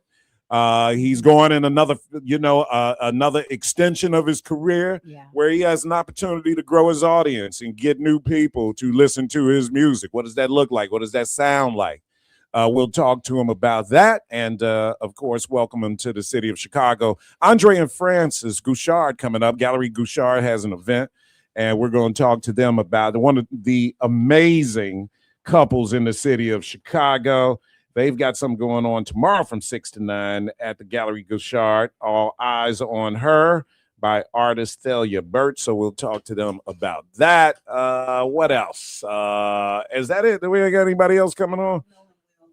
Oh, and we're going to have a Nolan Wells update as well. Haley Vaughn and Ryan in the studio with us talking about what do you guys think? All right, so you were talking about the midterm election, the primary that we had in Florida yesterday. Another DSA candidate, of course. Yep, Angie Nixon. Has surfaced, man.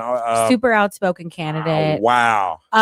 And Badass upset sister. for Florida. I mean, a great win for the DSA, but certainly not something that I think was really anticipated in the polls. And I believe she won by 10 points. So a lot of people will remember Angie Nixon was seen months ago protesting like very vehemently with her what are those called? Her megaphone on the floor, talking, basically defending and calling out unconstitutional action on behalf of her colleagues. And so I think the one thing that Matt, you and I continue to go back to with some of the DSA candidates is while my personal critiques of DSA would be not many, but just that I would like for them to get a little bit more on one singular page to emphasize the power of their messaging and to make it clean and clear so that the Democratic Party can get aligned in our visions and our goals for impact. But I think that she is, again, kind of like one of those radical candidates that shook it up, but in a way that was received, obviously, with voters and led her to the success that she had last night. So let me ask you guys, in terms of DSA, that means really nothing to you guys. And as far as establishment Democrats and establishment Republicans want to scare people with the DSA title. But for millennials, DSA really doesn't. You guys aren't. In fact, what's scary? What's scary? What's going on right now? Nothing is scarier than our current political hellscape. Yeah. Well, that's what I'm saying. You guys are probably feeling DSA more than anything. Well, I mean, I think I'm feeling like we're going to have to figure something out, and we need change. The Democratic Party and the DSA subgroup within the Democratic Party is really the only group right now out loud pushing forward some of these more, I guess, quote unquote, radically progressive ideas that I think a lot of young voters and voters of all ages are looking to see. I don't have a huge problem with establishment Democrats still trying to make change and get on the right page. But I do think that, again, we cannot go through another election cycle where the Democratic Party is eating itself from the inside out. That's how we ended up in a second Donald Trump term, because our voters weren't together, because people thought that they could sit this one out and everything would be fine. We see that it's not. So we're going to have to get unified. I think the DSA is just marching forward with new progressive policies that people like and aren't afraid to admit maybe this is our path forward. And I guess my point is, you guys aren't scared of the socialist title that they, when they say DSA, when the Republicans, like you see Trump is like, hey, they want to do away with prisons and they don't believe in police. They want to defund the police, right? Yeah. Or everything. He's real particular. Like everything he says is a lie anyway. So I don't care what he's talking about. Socialism, I think, was a word weaponized with older generations. And in that's schools. The point I'm making. I think what generations that were more familiar with, communist governments, etc., and socialism being kind of like a little stepchild in terms of language and rhetoric of that school of thought.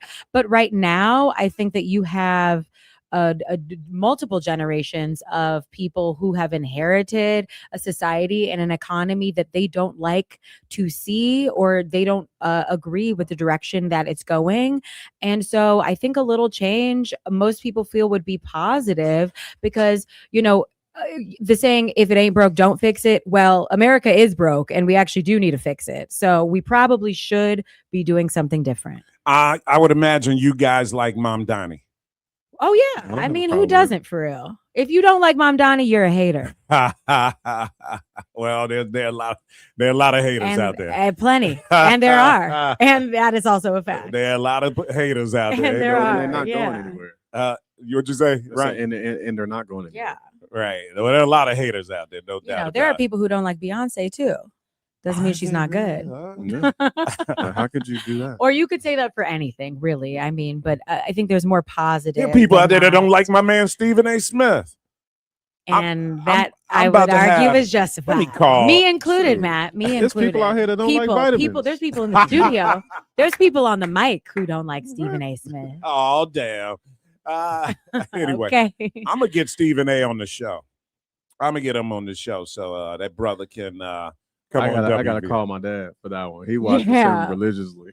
Really? Yeah. Well, I mean, I think it's sad. I did listen to your conversation regarding this early in the week. Mhm. And I think the points that I did agree on were that obviously Stephen is a legacy journalist. Mhm. He has paved the way for many a Black journalist before him, many a sports journalist before him. However, even beyond just whatever, I forget what you were directly referencing, Matt, but Stephen unfortunately does now have a track record of weaponizing his platform, particularly against Black women, and not just by, specific name, but by sentiment and attitude overall. And I think he is a little bit a perpetuator of what we call red pill culture and theory, which we see as a rampant division, misogynistic tactic that is very popular on the podcast waves. And unfortunately, I feel like Stephen's loyal followers, Stephen might not be hardcore red pill, but I bet you some of his followers are. So my problem with the attack on him is that I think he's being attacked more than he's being criticized, right? Yeah. And I think Black people, we are very sensitive. If we hear somebody say something negative about a Black person, we are very quick. Like, for example, Stephen A. Smith has criticized some Black women. Mm-hmm. But then he's multiple times. But hold up, but he's also platformed and celebrated them as well, right? So I think what we're doing with him, though, is we're focusing on the criticism and we're not putting in perspective the platforming that he's done. That even they have admitted that he did give us his amazing #1 platform, and now I'm still a part of ESPN, and I got my own show that I'm doing because he brought me into the fold, right?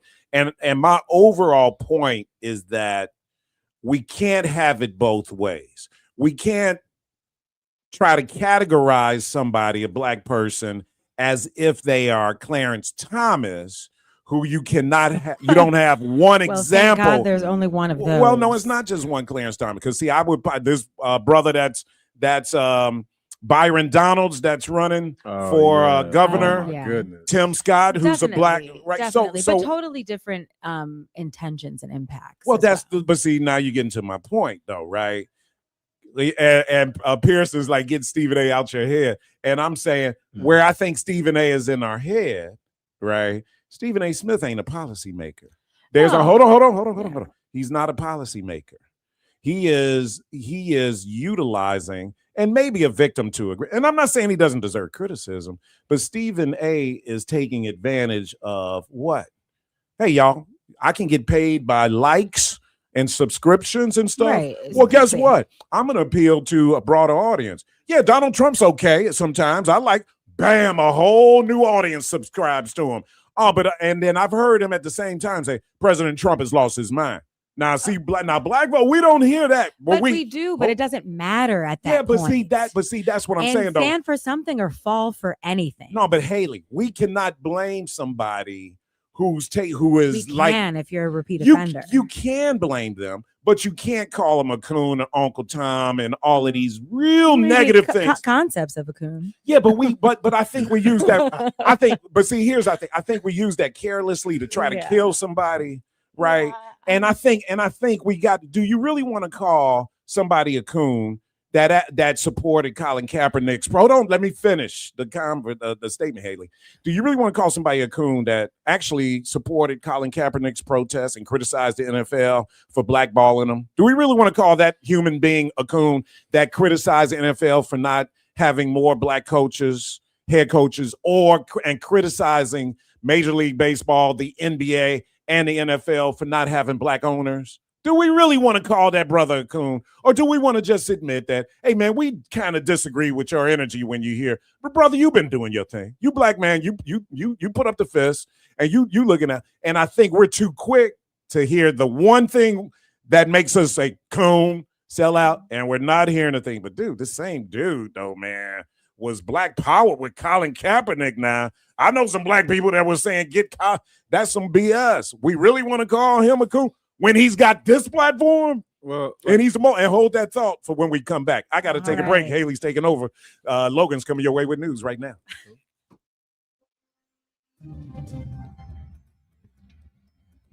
Happy Friday, Junior Chicago. I'm Logan Page, and here's happening in your local and national news. Chicago is no longer in the running to host the 2028 Democratic National Convention. DNC Committee Chair Ken Martin released a statement that the cities in contention put in strong bids, but he did not say why Chicago and Atlanta were eliminated. There are 3 finalists: Boston, Denver, and Philadelphia. A final decision is expected later this year. Republicans have already selected Houston for their site of their 2028 convention. In other news, an entrepreneurship center geared toward helping those impacted by the criminal legal system has gained new life. WVON's intern, Caleb Patton, has more.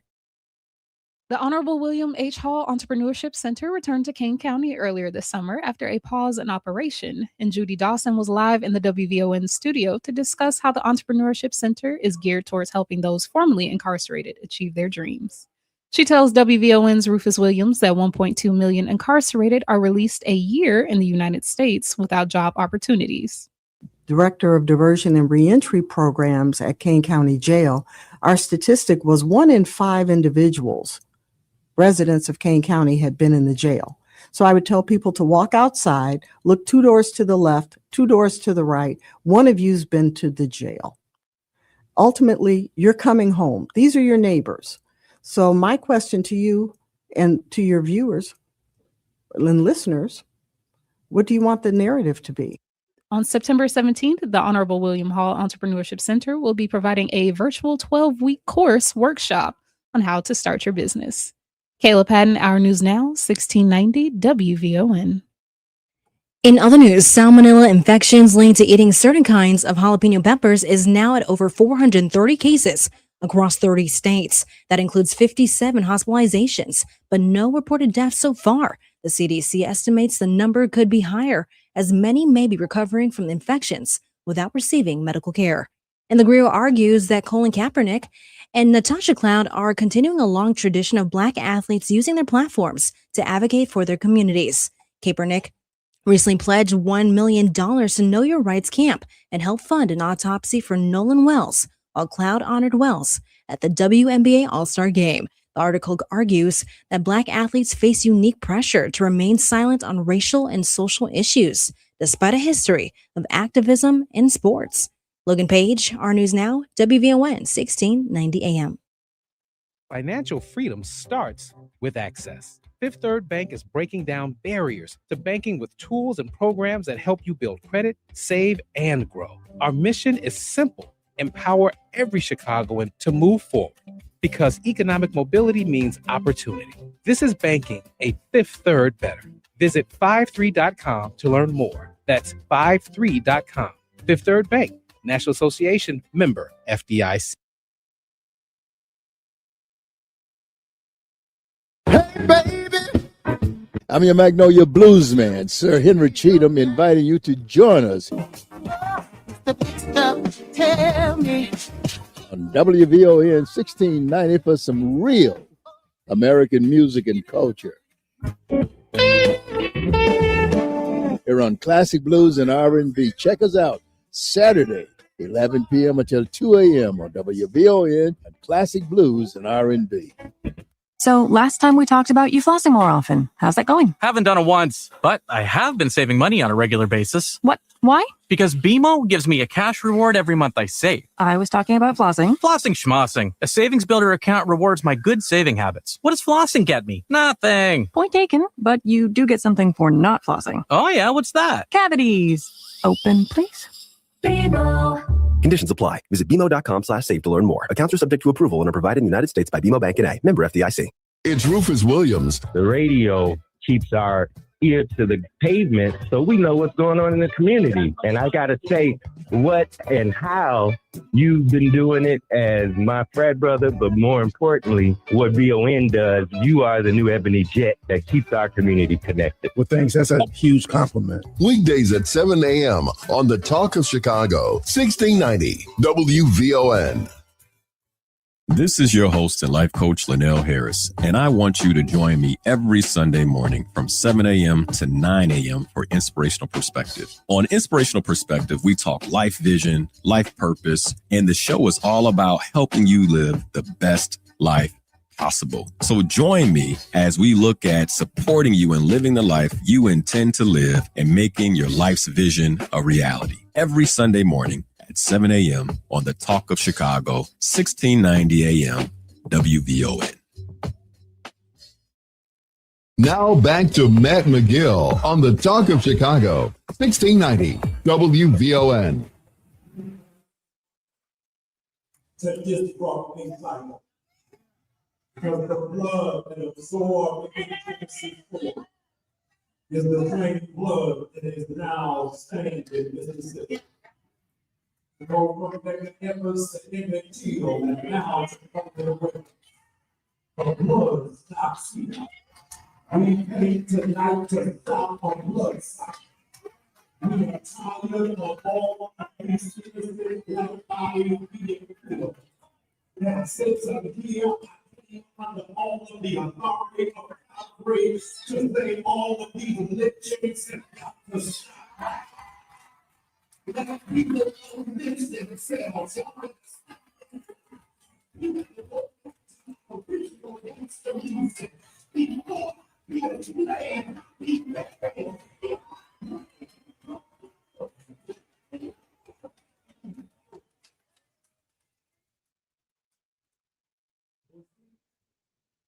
All right, we're back with the Matt McGill Show. This is your Thursday co-host, Haley Vaughn. That was Jamal Bryant, who you just heard at the Nolan Wells Vigil, which was held yesterday on what would have been Nolan's 19th birthday. In a moment, Matt had to step away. He is tapping in with a very important mayoral town hall conversation. Chicago, you don't want to miss this. On Wednesday, August 26th, WVON, NBC Chicago, and Telemundo will come together for a special conversation with Chicago Mayor Brandon Johnson, hosted by NBC Chicago political reporter Marianne Ahern and WVON's Matt McGill. The mayor will take questions and address the issues that matter most to Chicagoans. Again, that is August 26th with WVON, NBC Chicago, and Telemundo. Now we are back. This is going to be our 30-minute millennial takeover of the Matt McGill Show. Again, I'm your co-host, Haley Vaughn, and we've got Ryan Moses, DJ Ryan Moses, good friend of mine in the house here joining us. And one more time, Ryan, can we talk real quick about your synesthesia event happening tomorrow and how folks can get involved if they want to meet you and the other artists at Drip Collective? Cool. I am hosting listening rooms for DJ across the cities of Chicago.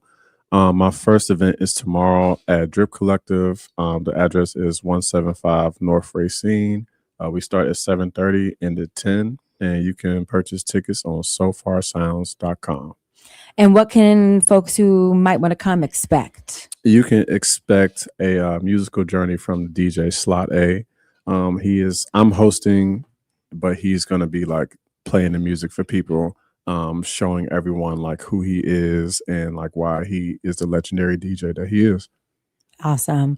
So go out and support DJ Ryan Moses, DJ Slot A, Synesthesia, So Far Sounds. We are on the way. Yeah. The first event of the series tomorrow happening at Drake Collective. Anyways, so we just heard that clip at the Nolan Wells vigil that was held yesterday at the Greater St. John AME Church in Biloxi, Mississippi. We saw, many of us have seen the clips of Nolan Wells' parents with just, the support of the community around them still in these dark days, just over a month past the death of the untimely and still many questions and unanswered understanding of Nolan Wells' death.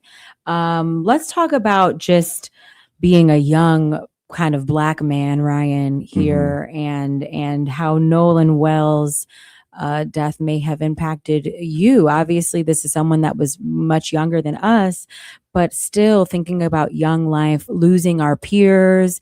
Celebrity Hayden Panettiere died earlier this week. When we think about young people and death, I mean, how does that impact you? I mean, it's scary. It's something that can happen at any time, unfortunately, like for anyone, but especially Black men here in America. I went to school in Mississippi, so like it's not anything that I thought about because I was at HBCU. I was surrounded by Black people, so I didn't even have to think about that. Me too. But like stepping out from the campus and just going in Mississippi, like they everywhere, and they looking at you all different types of ways, and it's something that it's unfortunately like on my mind more than it should. It's just messed up, bro. Yeah. And I think, just quickly what Matt was talking about in terms of, what matters to us when we think about things like the DSA and different political candidates. We want change. We shouldn't be having to have these conversations at this point in time. Yeah. Coming up, we've got Kelvin Barnett. He's a community activist on the Mississippi Gulf Coast. He was there at the Nolan Wells vigil that was held at Greater St. John AME in Biloxi yesterday. And we've got him on the line. Welcome to Kelvin. How y'all doing? What's going on, Kelvin? Thanks for joining us, Kelvin. Oh, no problem at all. Appreciate you guys for having me on. So can you walk us through the atmosphere at the vigil? What did you hear from Nolan Wells' family and friends? What was the overall sentiment and messaging in the space? For me, and that, like, I can't speak for anybody else or their family, but for me as a community activist here on the Mississippi Gulf Coast, for me, the power, like the people that were there, like, of course, Benjamin Crump was there. Nolan's mom and dad was there. They had Spike Lee in the room with like a lot of other powerful people. And the message that me and the people that were with me there got is that, we see what we see and we hear what we heard. No one's going to tell us any different. Right. That's something we were born with, that knowledge and common sense. And pretty much to where if the justice system thinks that they can get over, or they're going to just make a decision and it's done, that's not what we're going to go for. If you don't want to give us justice, we're going to make you give us justice. Kelvin, can you say like what is kind of the temperament and the nature of the conversations happening locally? We've got a bird's eye view. Not only is the rest of the country watching, but the world is watching. You tap in on Instagram, you tap in on Threads. We've got people like Miss Rachel, who I see every day still on Threads. She promised and she has stuck with it, who are refusing to let Nolan Wells' name go unheard, unseen. And we refuse to sweep this under the rug and take the bait from Mississippi on the status quo on how these issues are usually handled. What is kind of the spirit of how we are going to get further answers locally? So what we've done, we went directly, some of us have went directly, me personally, myself, have went directly to the DA's office. And we've asked the simple questions, what happened to Nolan? That's what the mom and dad wants to know. That's what everybody wants to know. They couldn't tell us that. So the guy, his name was Agent McGill, came out and he told us, we were like, hey, is there anything you can tell us? We know you can't tell us, the things that are going to the grand jury, but there's some stuff we know you can tell us. He was like, well, to be honest with you, I can answer some questions. And we went to ask him like simple questions as to, are you guys going to give a press conference? He told us, well, I can't really answer no questions. All I could tell you, is that it's at the grand jury and I can't answer any questions. And we were like, so you just told us you can answer questions, but told us you couldn't in the same You sentence. won't. Yeah. Yeah. And so we told him we'll be coming back every other day. We're doing a peaceful protest this Saturday from 10 to 1. And we got other impacted families that are going to be there. We got community leaders that are going to step up and talk. And it's like, we're going to let them know, like, we're basically going to be their neighbors. We got people coming from out of state to come here. They already have gotten hotel rooms. We got biker groups that are going to ride from Gulfport, Mississippi to Jackson County, which is like a 30-minute drive. And we're not stopping. Wow. Yeah. Kelvin, I want to talk more about some of these activations that the community is leveraging to get more attention. We know that the CBC has gotten involved, that there are so many players at hand. We are willing to take this as big as we need to. After the break, let's talk about it more here on WVON. More from Matt McGill coming up on the Talk of Chicago, 1690 WVON.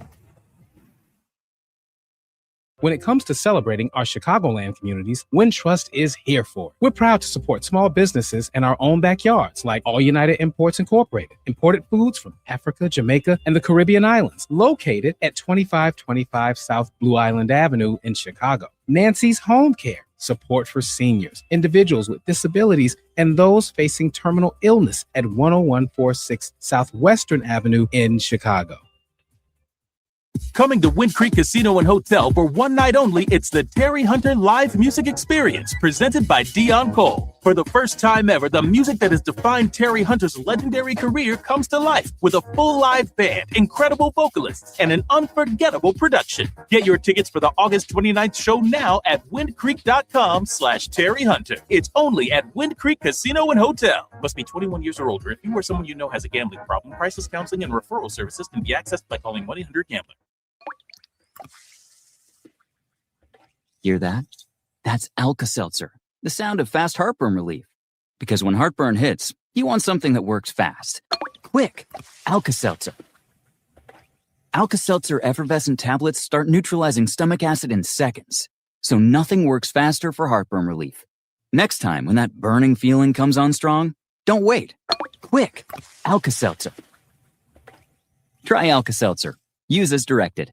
Get your outfits, grab your crew, and get on board with the Me+3 special starting at $1,000 per person. This time, join the Foundation Fantastic Voyage 2025 cruise will be fun, entertaining, and this will be a once-in-a-lifetime event with seminars, fitness workouts, parades, concerts, and much more starting at $1,000. Call 214-495-1963 to book your Me+3 cabin. Prices are based on 4 passengers in the cabin, so book today while they last and before cabins are sold out. Alexa, play WVON 1690 AM. WVON 1690 AM station from iHeartRadio. Try it out for yourself. America is listening to WVON. Hello, Chicagoland. This is your main man, Tio, Mr. Ceasefire Hardiman. I'm inviting all of my friends, associates, and colleagues to tune in to WVON, the Talk of Chicago, 1690 AM for the Tio, Mr. Ceasefire Hardiman Show. This show will cover all the hottest topics, including politics, reducing gun violence, and so much more, right here every Sunday morning from 6 a.m. to 7 a.m. on the Talk of Chicago, 1690 a.m. WVON. Thank you.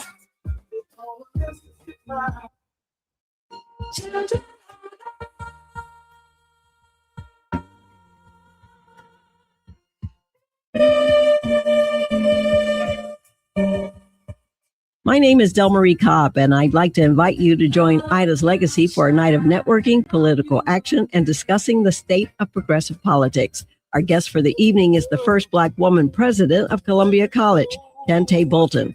Hear her take on the dismantling of the U.S. Department of Education and efforts to diminish learning. Thursday, August 20th, from 6:30 to 8:30 p.m. at Truth Restaurant, 56 East Pershing Road.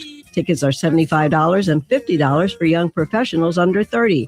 Buy them at the door, online at www.idaslegacy.com, or by phone at 312-948-9951.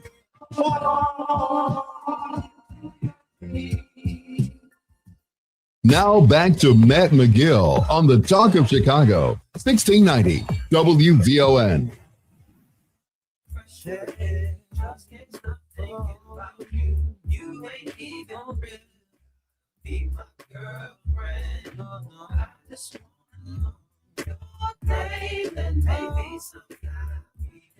All right, we're back. WVON with the Matt McGill Show. I'm your Thursday co-host, Haley Vaughn.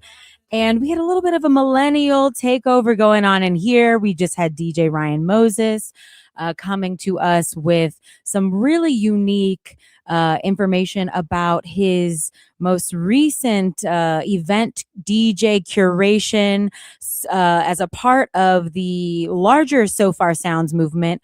But DJ Ryan's was Synesthesia, happening tomorrow at Drip Collective in the West Loop, 7:30. You can find Synesthesia or DJ Ryan Moses on Instagram for more information.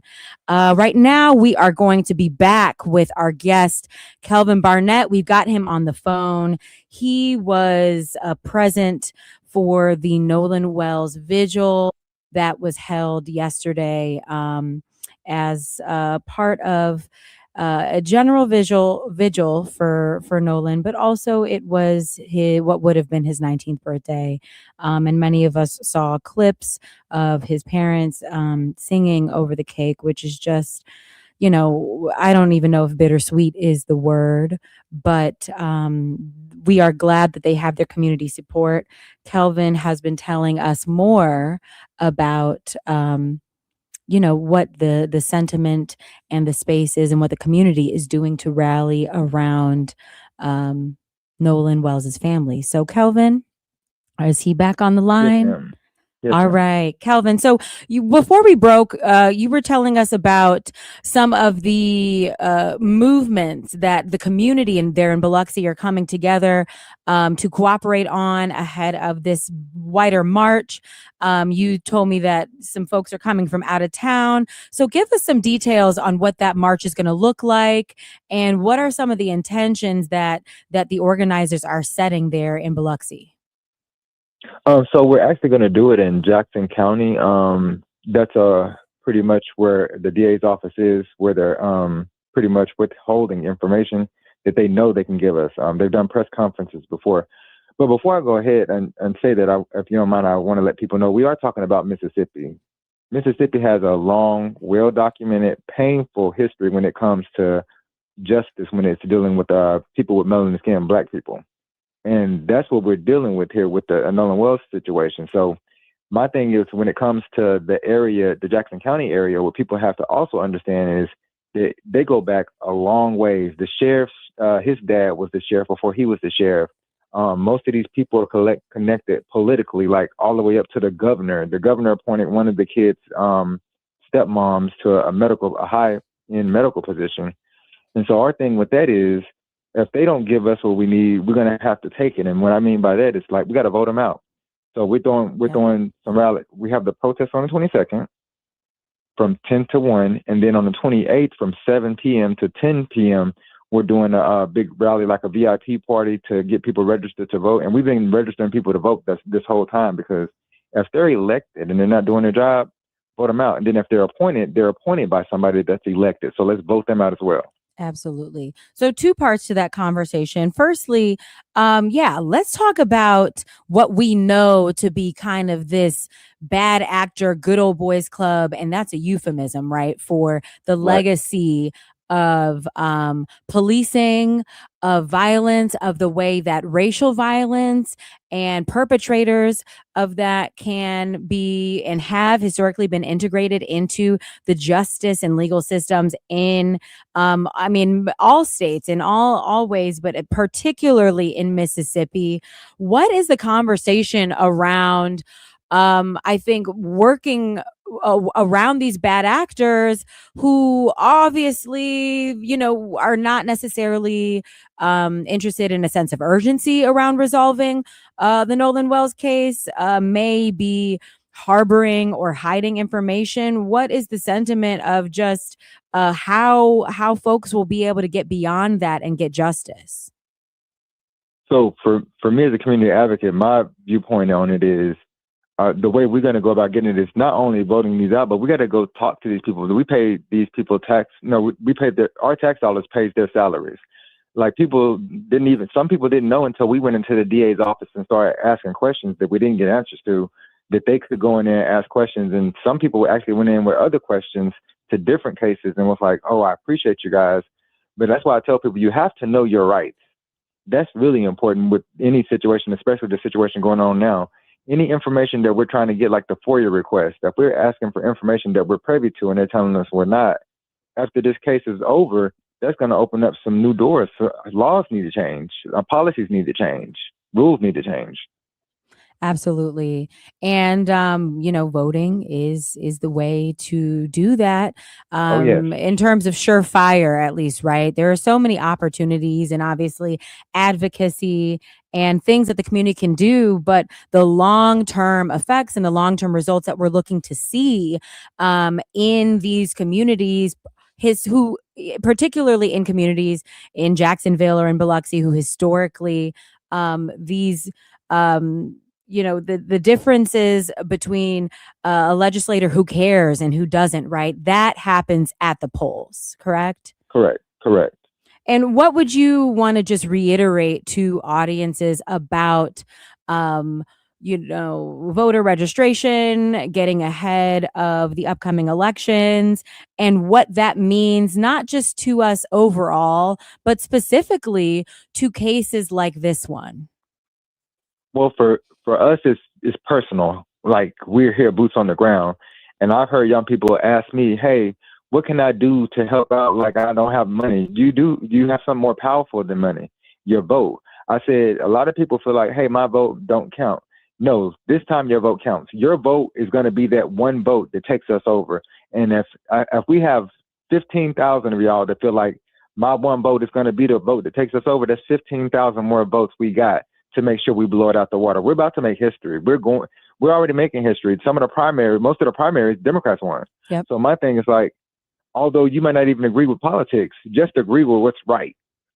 Speaking of the primaries and Democratic success, I'm sure you're aware of Angie Nixon's big win for the DSA in yesterday's Florida primary. What are your thoughts on that? Well, and that's showing the shift in the movement. I keep saying, people hear the blue wave is coming. I said we have to all move like water. When I told my people, when we go to the polls, we're taking somebody with us. We're going to, like, how you go to the club. That's how we need to go to the polls. So I told them we're going to turn it into a whole event. Get dressed up, like we're going to play the music all the way up there. Okay. Kelvin, can you hang on? Let's continue this conversation. I like that point. Get to the polls like you're going to the club. Get dressed. We'll have a DJ. If we need to have the bar, we'll have them. But what we need to focus on is getting united as a community, getting to the polls.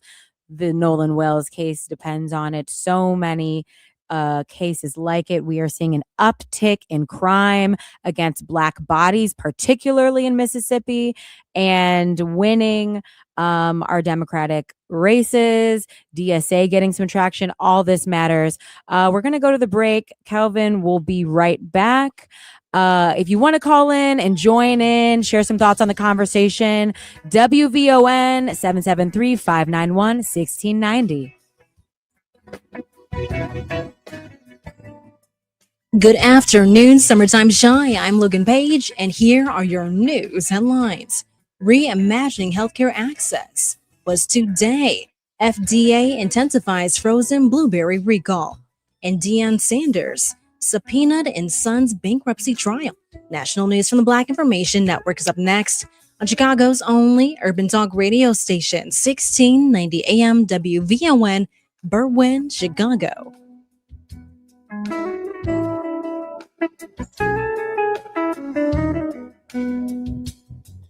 Here's BIN News Now. Crews continue working to restore power across northwest Indiana following last week's severe storms. eSource Group Utilities President Melody Birmingham says these are not simple repairs. These are lines that ordinarily take us weeks or months that we are trying to accomplish in days or weeks. Utility officials say out-of-state crews are assisting and power is expected to be fully restored in predominantly Black Gary by August 25th.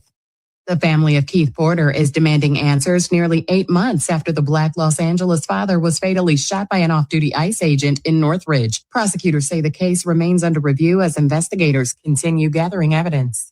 And the Smithsonian's National Museum of African American History and Culture is preparing to celebrate its 10th anniversary next month. The landmark museum will mark the occasion with special events in Washington, D.C.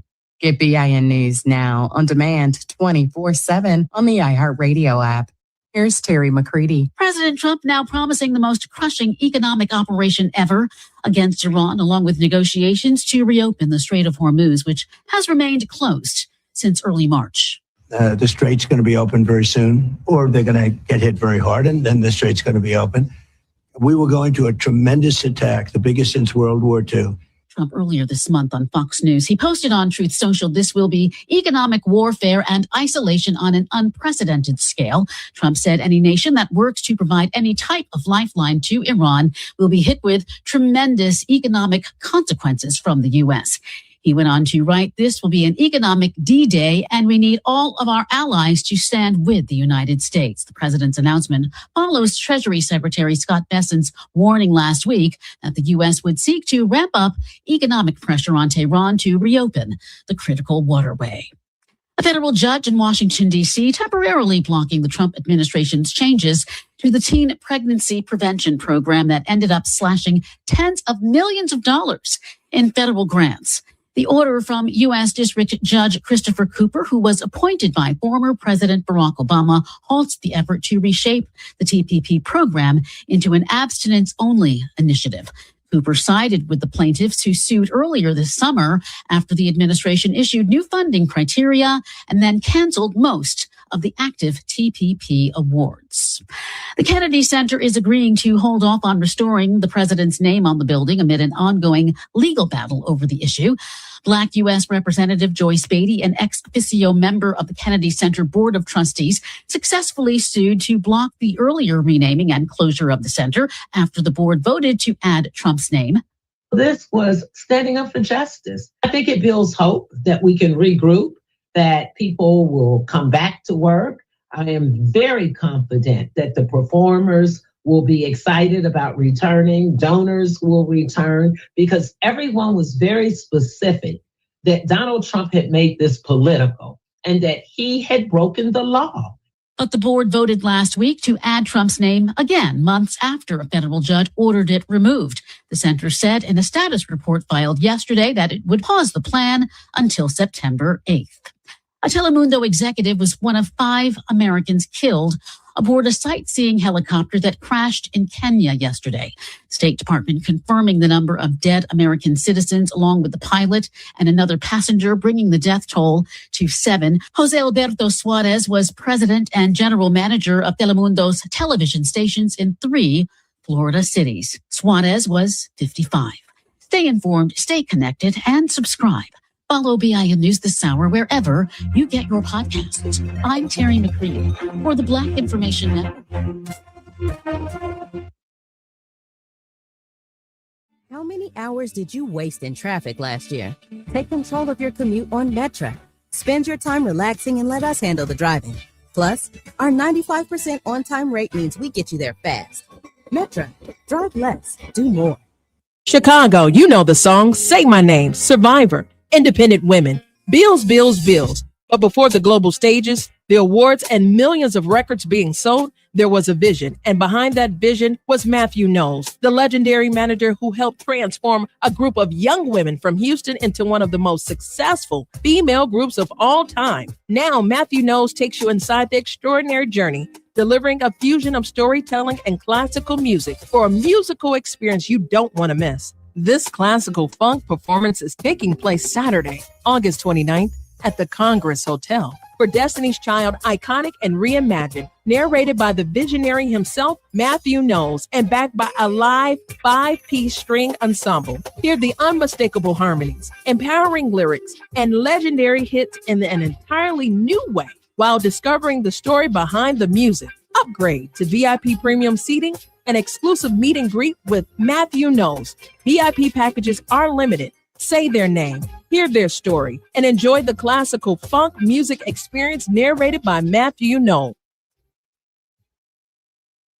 Maria Pappas with Black Houses Matter. We're up to way over 400 million here. Yeah, giving money back. How about that? People in Bellwood got 10 million, Broadview 6 million, Burnham 3 million, South Holland 17 million. The city of Chicago's up to $190 million that we have given back to African Americans. Who does that? Nobody does that but WVON. Cook County Treasurer Maria Pappas with Black Houses Matter. Monday mornings at 11:30 a.m. on the Talk of Chicago, 1690 WVON. Ready or not, Chicago, it's back to school time. Chicago Public Schools return August 24th. Start strong and dream big. WVON wishes you a great school year.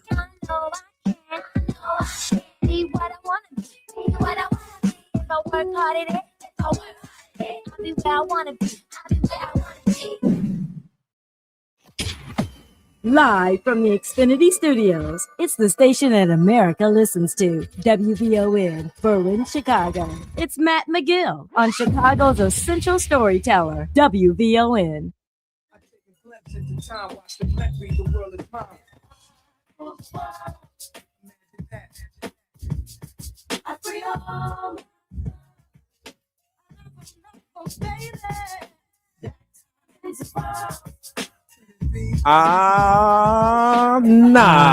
Nice. If I ruled the world and everything in it, sky the limit, I drive a cute 4.5 Infinite.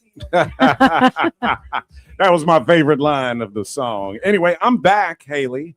What did I miss while I was gone? Plenty, I guess. I was up in your seat. I know, right? How did for it the feel? first time. It was thrilling. The adrenaline was pulsing. You are hilarious. You know what?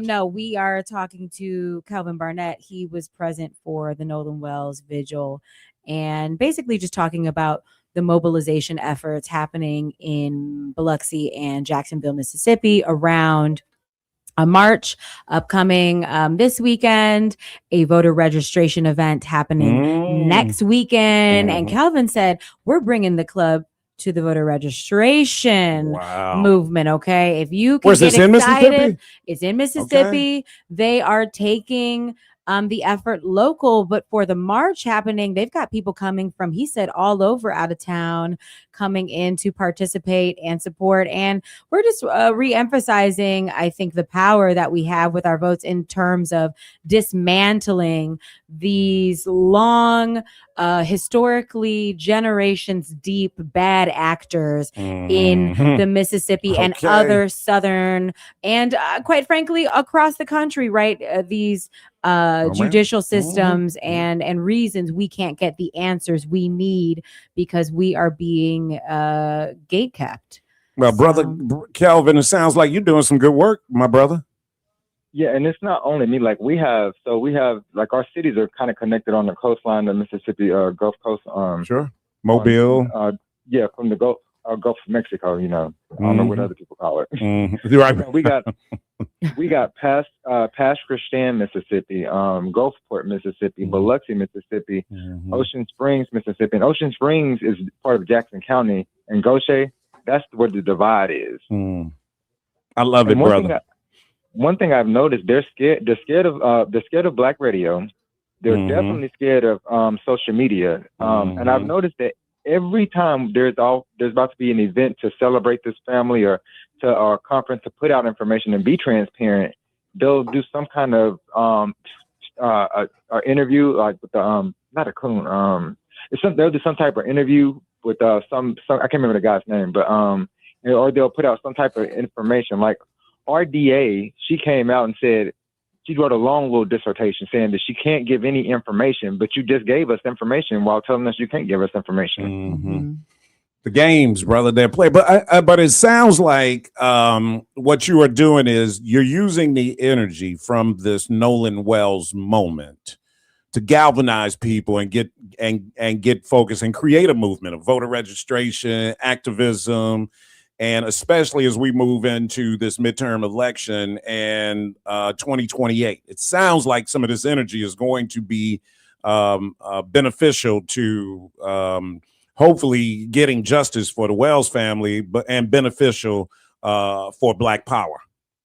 Well, and if you look at it, like I look at it like this, from Nolan's family to his friends, how they talk about him and like how I see and view him, and from being friends with friends of his family, it's like, I bet he's up there right now. He's the reason why this movement's so big. He's up there cutting up like, oh yeah, this is me.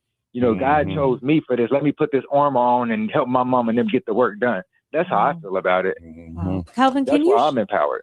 Can you share, you talk about some of the things that were just said from family and friends of Nolan's really quickly. I just think we haven't heard a lot of the personal sentiments that maybe were present in the room. Can you share some of what people shared yesterday about Nolan? Yeah, so his mom talked about how pretty much how he just could change the room. His mom and dad talked about he could meet a stranger. And the stranger might say, he's like, everybody he meets is a friend, but if the stranger didn't like him, they would eventually end up being friends. They basically were saying you had to really have some malice or hate in your heart to have a problem with this young man, this baby. And they were talking about how he was amazing at sports and swimming. So that's why when they brought up anything about accidental anything, that didn't make no sense. And that's what keeps going back to my head. Their county is investigating it as an accidental, and people got to understand there's a difference between a accidental death and a homicide. Yeah. They're not going to look at all the facts. Exactly. And I want to know what happened to those missing body parts, because I still feel like we haven't hit a hard line on what was up with the body parts, the lungs and the throat and the stomach or whatever was withheld when his body was sent for the private autopsy. It basically yielded no different results or no impactful results, because those body parts are what we would need to determine if drowning was at all possible. And I have yet to hear any updates about that. Have any updates been shared locally? No, and they told us that nothing was going to be released or shared until after the secret grand jury, not grand jury, the secret. That's what's crazy to me. And with me, they might not even, although that's pertinent, they might not even show that to the grand jury. We won't know, And I feel like everything is going to come out, if they try to stumble over it, everything's going to come out during the civil case. And that's when people are going to more than likely end up facing some legal issues like jail time. Because you can cover up the corruption for the case, but when it goes civil, everything's going to come out. And then I feel like it'll be November. Blue's going to be everywhere, so accountability is going to come. Kelvin Barnett, keep the work up, brother. We need you. Stay on top of it, man. Our brothers and sisters down in the Gulf Coast area need the love. They need the support. They need the power of Black unity. The legacy of Nolan Wells is going to be determined by what we do right now. Nolan is gone. But the legacy of this moment and his legacy depends on us. And people like you and all of us, man, that we're able to take this moment, unite, galvanize, create energy. We did it around Trayvon, and you see that it result. We did it around Laquan McDonald here in Chicago. You see, Eric Gardner. We had his mom on not too long ago. You see the power of these moments that are devastating and historically too familiar to our community can be transformed into the kind of energy that brings about unity, power, and change. Everything we do is in the name of Black power. And if we don't realize that Or if you don't realize that, you need to change the station. You're listening to the wrong radio station. All right. Black power in the strongest terms possible, my brother Kevin Barnett. And thanks for coming on with us. And please keep us updated. Okay. Hey, all right. One more thing. I forget. You got a quick sec? Real quick. Yeah, go ahead. What you said is so powerful. That's what I would love for people to do. Like, even with your guys' broadcast, we should be sharing your guys' broadcast everywhere. My man. When I get off of here, that's what I'm doing. My man. We got Thanks, Calvin. Gotta spread the word. Yeah. All right. Thank you. Appreciate that. He's right, though. Good call. Yeah. Come on. Yes, Rami sir. in the house. What's up, man? It's a wonderful thing to be here. Hey, good. I got Francis Guichard behind you. She's about to come on. Andre Dre's with her up. All right. Y'all see, I got the camera on Pomone. He looking over his shoulder at you guys.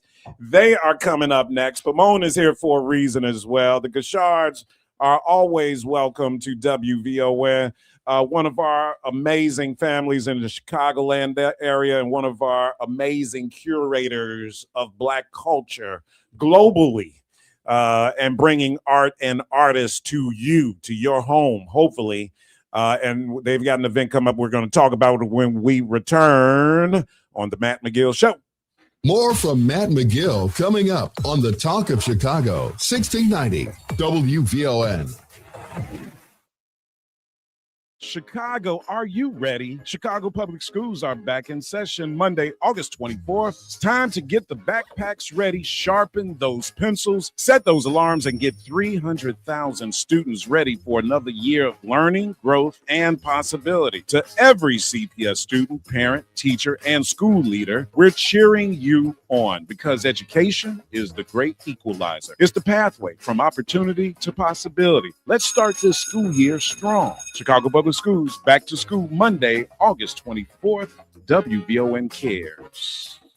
Activists Incorporated, in partnership with 3rd Ward Alderman Pat Dow, State Senator Maddie Hunter, and State Representative Kimberly Dupuy-Clay, presents the free back-to-school haircuts and hairstyles event on Sunday, August 23rd from 9 a.m. to 1 p.m. with music provided by Power 92's own DJ Nate Fist. Kids ages 5 to 17 can receive free haircuts, hairstyles, backpacks, and school supplies while supplies last at participating locations. Another barbershop, 843 East 47th Street, House of Heteros, 251 West 95th Street, Hair Experts Barber College, 216 East 47th Street, Hair Experts, 5401 South Wentworth, Studio B Barber Salon, 2113 South Pulaski Avenue, RV Barbershop Bronx Cuts, 15306 Page Avenue, Bronzeville Barber and Beauty Salon, 122 East 35th Street, from 10 a.m. to 2 p.m. Services for boys and girls are available at select locations. For more info, call Activists at 312-766-7145. Supported by the Sisterhood and Grand Boulevard Prevention Services. Are you ready? Not just to do hair, but to build a real beauty business. If you're a stylist, a barber, or a beauty professional, this show is for you. I'm Nidra Williams of Solo Beauty Supplies. I'm Dr. Lekashan, trichologist and salon owner. Breaking down real strategy, real growth, and what it takes to win in this industry. Tap in, lean in, and level up. The Hair Salon Tour Show, where beauty professionals become business powerhouses. Join us Saturday from 2 p.m. to 3 p.m. Where beauty professionals become business powerhouses. WVON 1690. Now back to Matt McGill on the Talk of Chicago, 1690 WVON.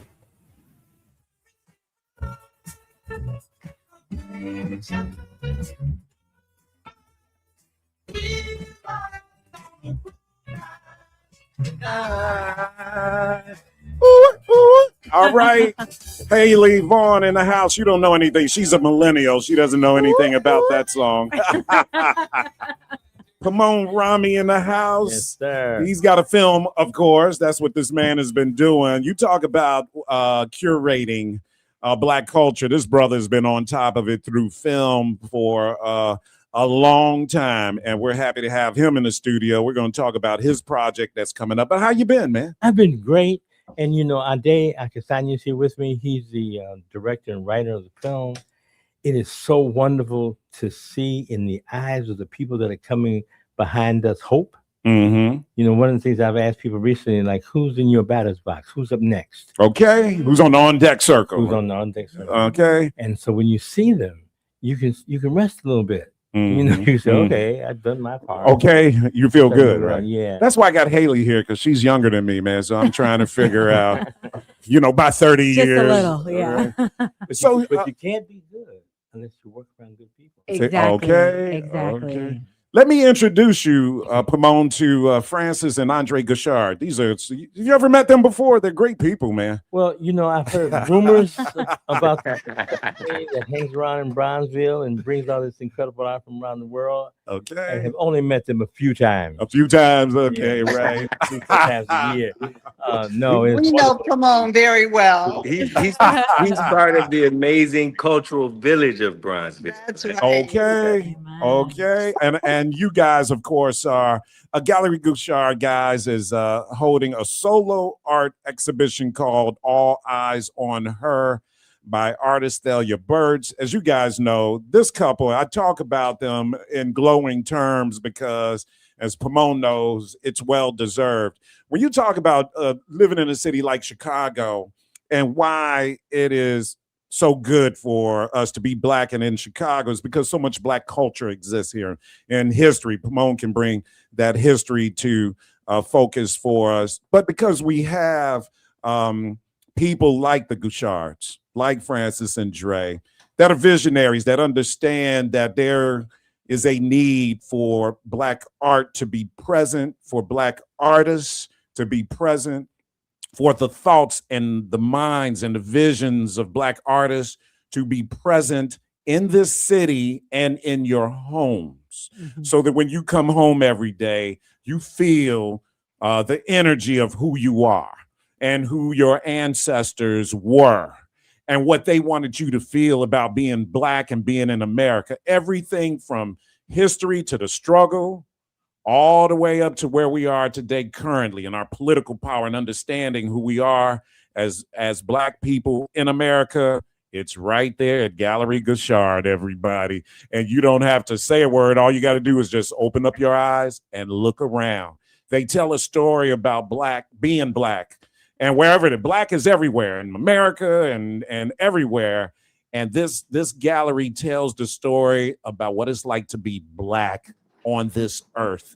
And that's why I love this couple, because they leave, they go to Africa, they go wherever they're like Anthony Bourdain. They go into every place they can to find and curate and bring it back to the South Side of Chicago in our most historic neighborhood so that we have access to this story. And so I love this amazing couple. Dre is one of the coolest brothers. Every time I see him, I want to be like him and dress like him. And Francis is just my beautiful sister, man, who brings so much love to this city. Tell us about this exhibit that you got, All Eyes on Her. You got me thinking about Tupac, All Eyes on Me. Okay. But tell us about this exhibit. Matt, nobody can do it or say it better than you. I don't know if we can come behind you, brother, because you got the gift. But you said it so well, and I don't think you could have said it any better. And I will first and foremost give deference to this amazing village that we live in. And when you speak about Pomone, I mean, it's 2 degrees of separation. His wife was the past president of the Southside Community Arts Center, which is part of this amazing village of 80 years of plus of art movements on the South Side of Chicago. Wow. So while we are in the current leg of culture amongst with our peers running a race, we've been handed a baton of greatness. And it goes back to Dr. Margaret Burroughs, the Southside Community Arts Center, the DuSable Museum, the Great Wall of Respect, my peers, artists from the 80s, 90s.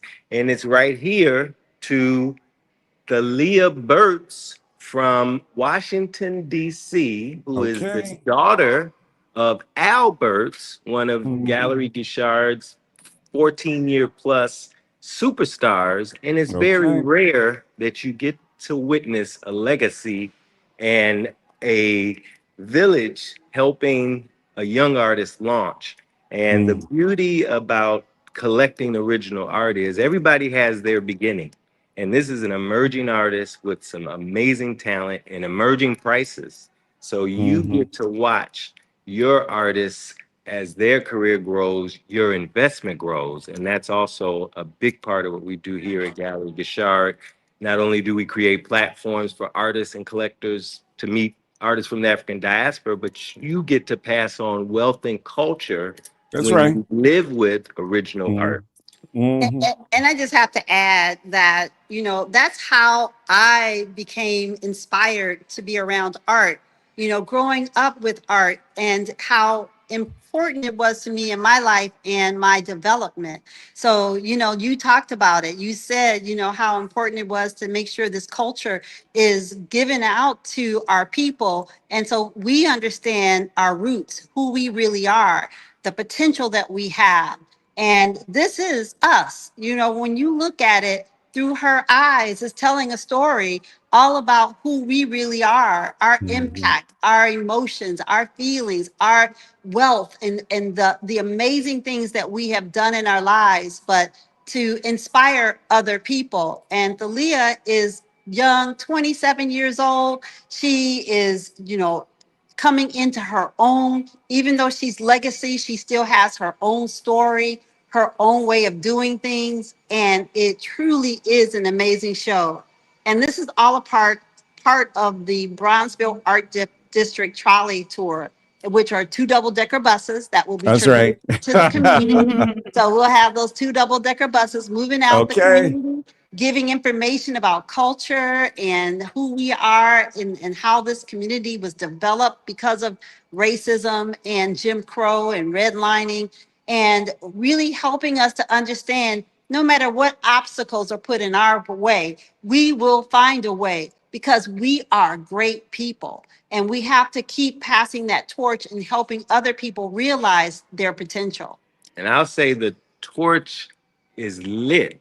This Okay. is the preview tonight. We're having a collector's preview dinner that I would like to extend to both of you. If you're not busy after work, come get a great meal, but here's some great conversation. But more importantly, tomorrow's the opening. Already she's sold 10 pieces. Are you kidding me? Wow. This Hasn't is even opened. This is That's part of incredible. what, when you talk about why Chicago is special, you have people with 500 works in their collections, Yeah. original Yeah. works, 1,000, Yeah. or maybe just 100 or 50. But the way that Mhm. they get those is they take the time to learn about who these artists are. Every month we have a new artist and a new solo show. So if you have the time to learn and listen to your tastes, you may come upon a shooting star, which I'll call this because it's not often that you're almost at 50% of the work sold before the show opens.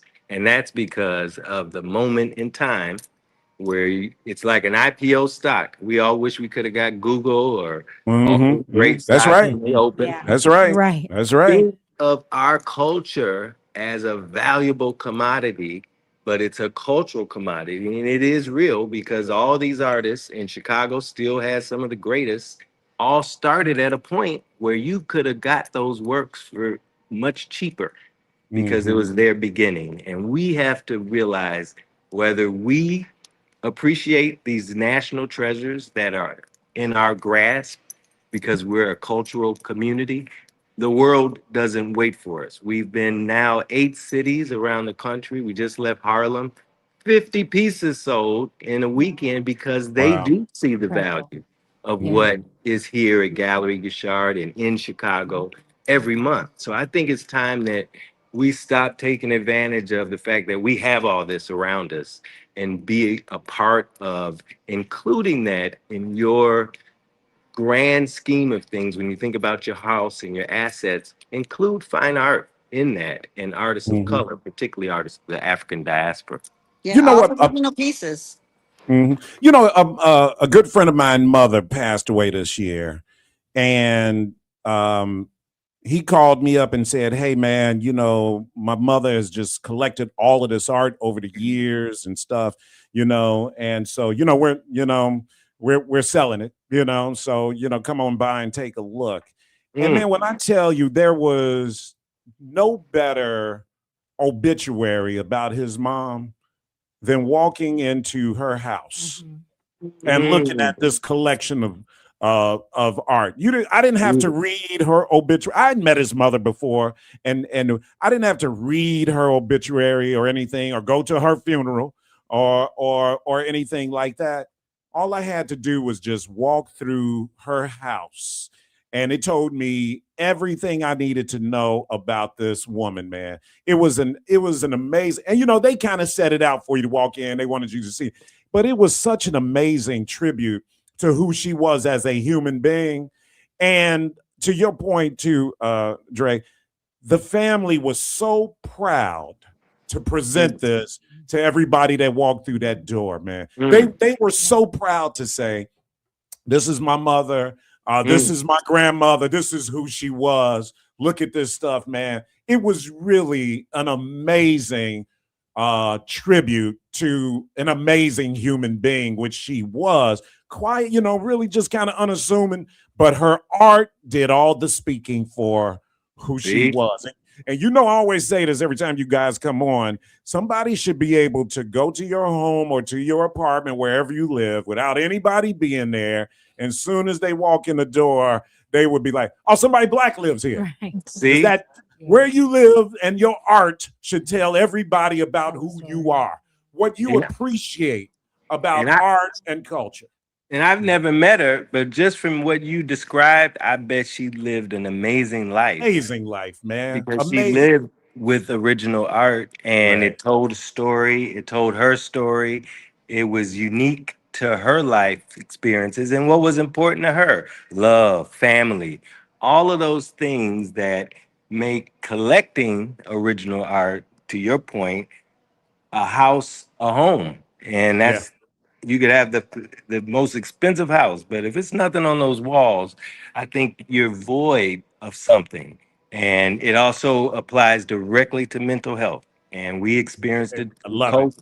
It's 100% connected to how you feel about yourself, your culture, where you're from, and your heritage. And that's one of the few places you get to have something unique to just you and your family, because that's one of a kind pieces of work. So art is wellness.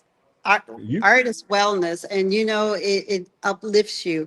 So as you said, she probably lived a wonderful life, because when you are living with art, you are living with something that brings you peace of mind, and helps you to just relate to your everyday surroundings. And and here's the thing, her family, look, her kids or grandkids, they took what they wanted, of course, right? They took pieces of art that they wanted, that they were proud of, and they could say, this is who my mother was, my grandmother was. But she collected so much, man, that they were able to share it, sell it. To your point as well, man. It's an investment.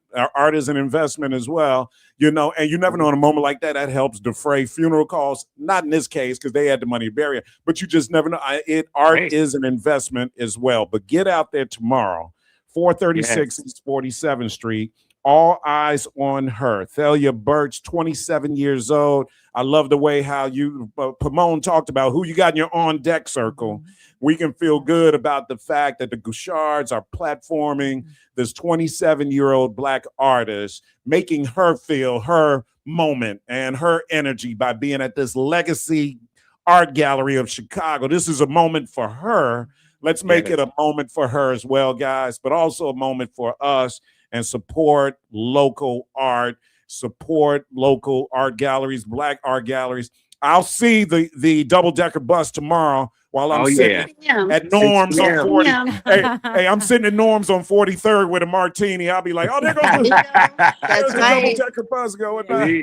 Only in Bronzeville, and free. Only in Bronzeville. For the whole family, and they can sign up on Eventbrite, or they can go to www.galleryguichard.com. Continuously rotating double-decker buses from 6 to 9, and it's culture like nowhere in the country. Go Bronzeville! Okay. All right. Francis and Andre Guichard, Gallery Guichard. Love you guys, man, and thank you so much. Love you too. Brother. Bye. Appreciate you, Matt, and love what you guys Take care, doing. Pomone. There you go. I know. Pomone coming up next. We're going to talk about this art and talk about film when we return, and a lot more. Don't go anywhere. Logan has WVON News coming up next. Thank you, Matt. I'm Logan Page, and here's what's happening in your local and national news. Today, I spoke with Dr. Mark Miller at the NFBPA 2026 Executive Speaker Series, Equity by Design, Reimagining Healthcare for the Next Generation. Dr. Miller is president of Advocate Southland, overseeing Trinity, South Suburban, and Christ Hospitals, and serves as president of Advocate Christ Medical Center. We discuss ways to improve healthcare access and outcomes in underserved communities. I think the biggest thing that we can do is working and partnering directly with the communities on access. We talked a little bit about it in the session today, how you build trust in community. So one of the things that we're doing is working with local community organizations to determine exactly what resources and access that they need, and then working with them to actually deploy. So we've opened up 7 new care centers in churches and community centers and schools, places that are already trusted community access points to provide healthcare needs as well. And so I think between funding sources and community relationships and trust, we've got to find more creative ways to put more care and preventative care in the communities. The conversation highlighted the importance of building more equitable and accessible healthcare systems for future generations. In other news, supporters of St. Sabina pastor Michael Flager rallied outside Chicago's Archdiocese headquarters, calling for his immediate return to the pulpit. Flager has been sidelined while the Archdiocese investigates an allegation of sexual abuse involving a minor more than 30 years ago. Church officials say they are committed to a thorough and impartial investigation and will not provide special treatment. Flager has faced similar allegations in recent years, but the Archdiocese previously cleared him of wrongdoing in those cases. In other news, a frozen blueberry recall is now at the most severe risk level. The FDA initiated the recall for the products sold at Publix supermarkets in early July. Publix reminds customers not to consume the blueberries and instead discard or return to the store for a full refund. Now the FDA is issuing a Class 1 recall, a categorization that includes a reasonable probability that use of or exposure to the product will cause serious adverse health consequences or death. And Deion Sanders has been subpoenaed to testify in his son Shiloh Sanders' bankruptcy trial over an $11.89 million judgment. The trial begins August 31st, just days before Colorado's football season opener. Shiloh's debt stems from a 2015 incident involving a former high school security guard, and he maintains he acted in self-defense. I'm Logan Page, and that's what's happening in your news now on WVON 1690 AM. Tuned in to your favorite WVON personalities on Facebook Live? Don't just watch, like it, love it, share it. Every click helps us grow the conversation and keep the community strong. So remember, like it, love it, share it, Chicago.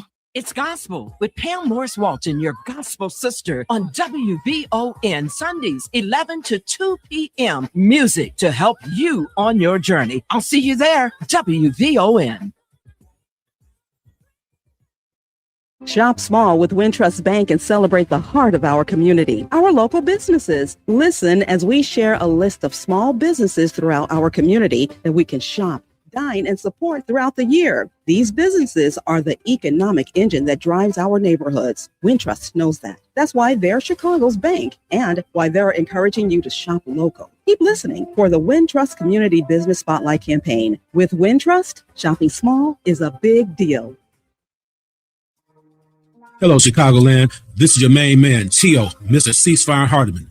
I'm inviting all of my friends, associates, and colleagues to tune in to WVON, the Talk of Chicago, 1690 AM for the Tio, Mr. Ceasefire Hardiman Show. This show will cover all the hottest topics, including politics, reducing gun violence, and so much more, right here every Sunday morning from 6 a.m. to 7 a.m. on the Talk of Chicago, 1690 AM, WVON. Thank you. Now back to Matt McGill on the Talk of Chicago, 1690 WVON.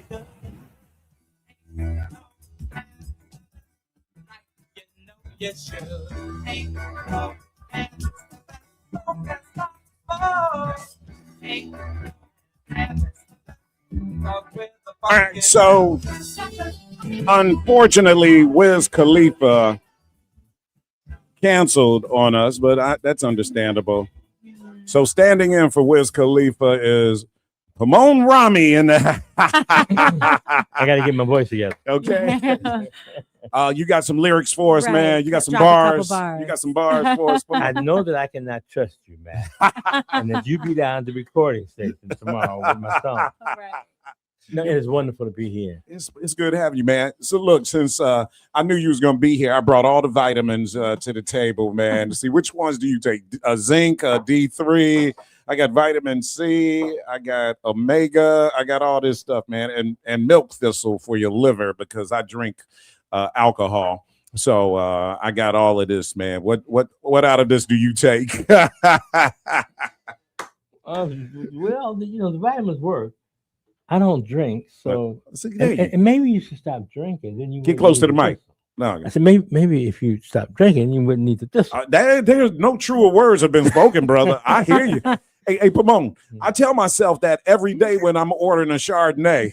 You ain't get a Chardonnay, man. You want one from California or one? It don't matter. Just pour some alcohol in the glass for me, right? I'm playing that. Look, as long as you keep your voice working for the people like you're doing, you can drink whatever you want to drink. You've met Haley. That's Haley Vaughn is my incredible co-host on Thursdays. She's wonderful. Yes, Welcome. pleasure to be here. As Thank you say, you. on deck, as you say, the on deck circle. Who you got in your on deck circle? This sister is ready for the moment she comes on, man, with so much intelligence and energy. And people like you can provide that history for our young listeners as we're growing our young listeners, bringing them to the station and platforming, like the Guichards are platforming, the young artist Thalia Burch tomorrow, man. That's what we want to do. 27 years old, this sister's going to be at that gallery doing her thing.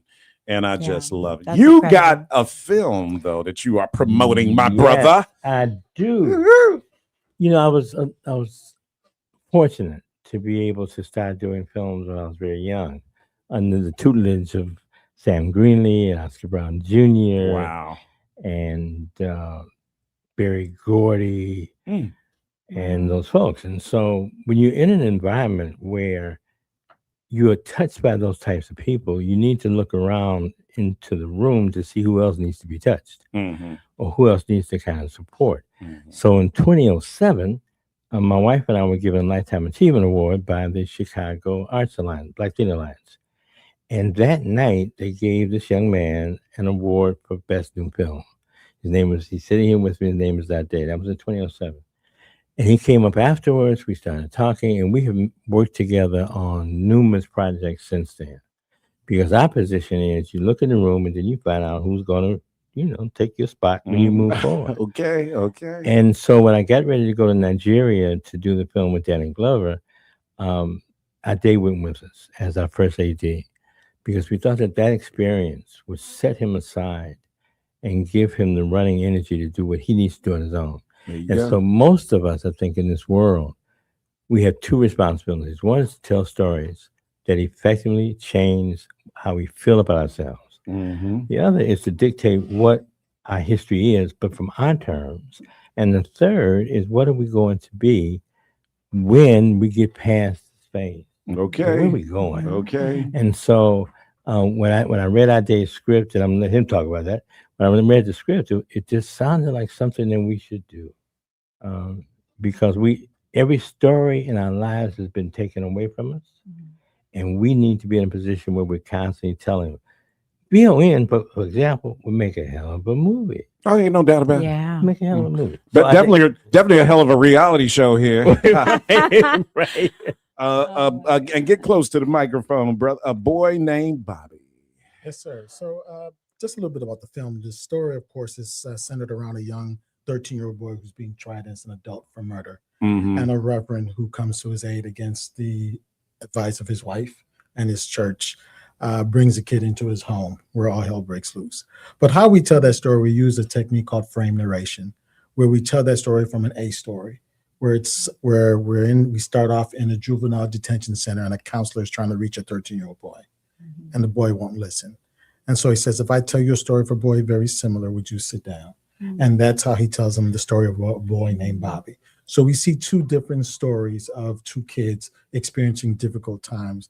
And through that story, we learn more about who the kids are than what they did. Interesting. And what inspired you to kind of choose this lens, overlapping kind of these two parallel stories happening, but under similar circumstances?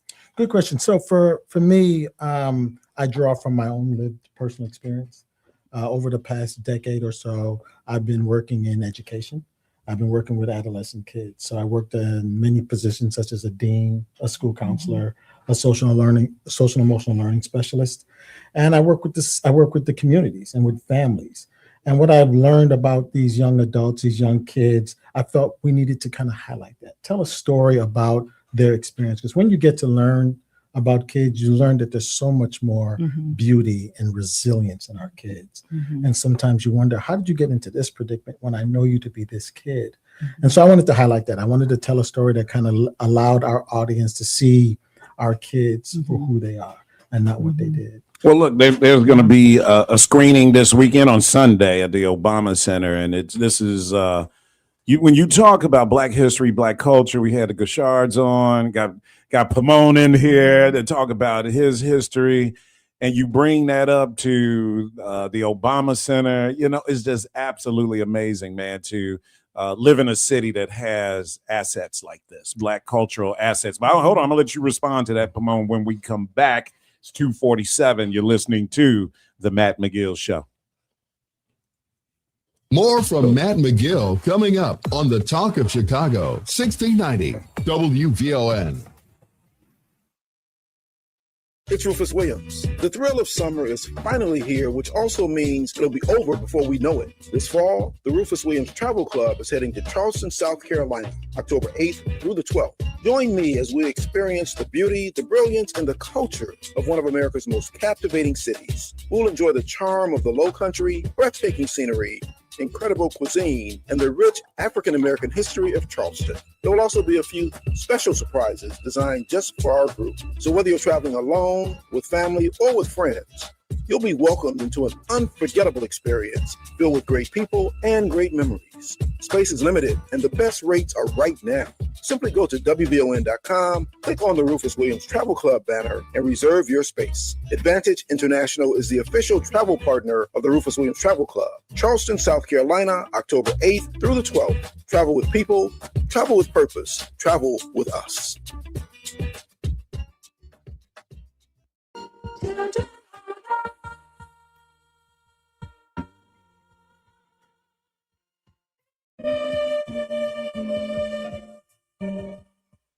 My name is Delmarie Cobb, and I'd like to invite you to join Ida's Legacy for a night of networking, political action, and discussing the state of progressive politics. Our guest for the evening is the first Black woman president of Columbia College, Dante Bolton. Hear her take on the dismantling of the U.S. Department of Education and efforts to diminish learning, Thursday, August 20th, from 6:30 to 8:30 p.m. at Truth Restaurant, 56 East Pershing Road.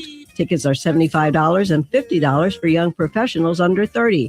Buy them at the door, online at www.idaslegacy.com, or by phone at 312-948-9951.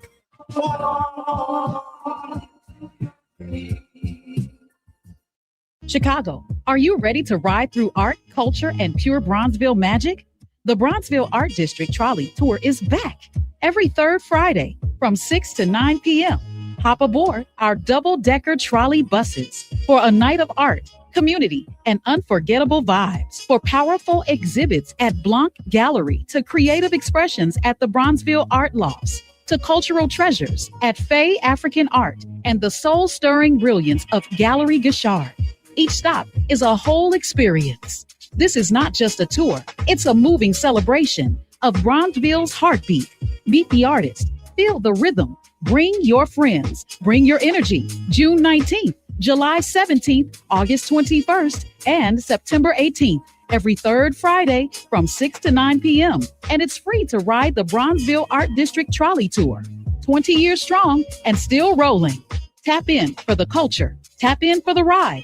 RSVP now at Eventbrite and search the Bronzeville Art District Trolley Tour 2026. See you there. Hi, I'm attorney Ernesto Borges. I'd like to invite you to join me for the Borges Report for lively discussions about legal matters, politics, government, entertainment, and the topics that concern you in your life. Start your Sunday the Borges way with the Borges Report. The Borges Report with Ernesto Borges, Sunday mornings at 9 on the Talk of Chicago, 1690 WVON. Now back to Matt McGill on the Talk of Chicago, 1690 WVON.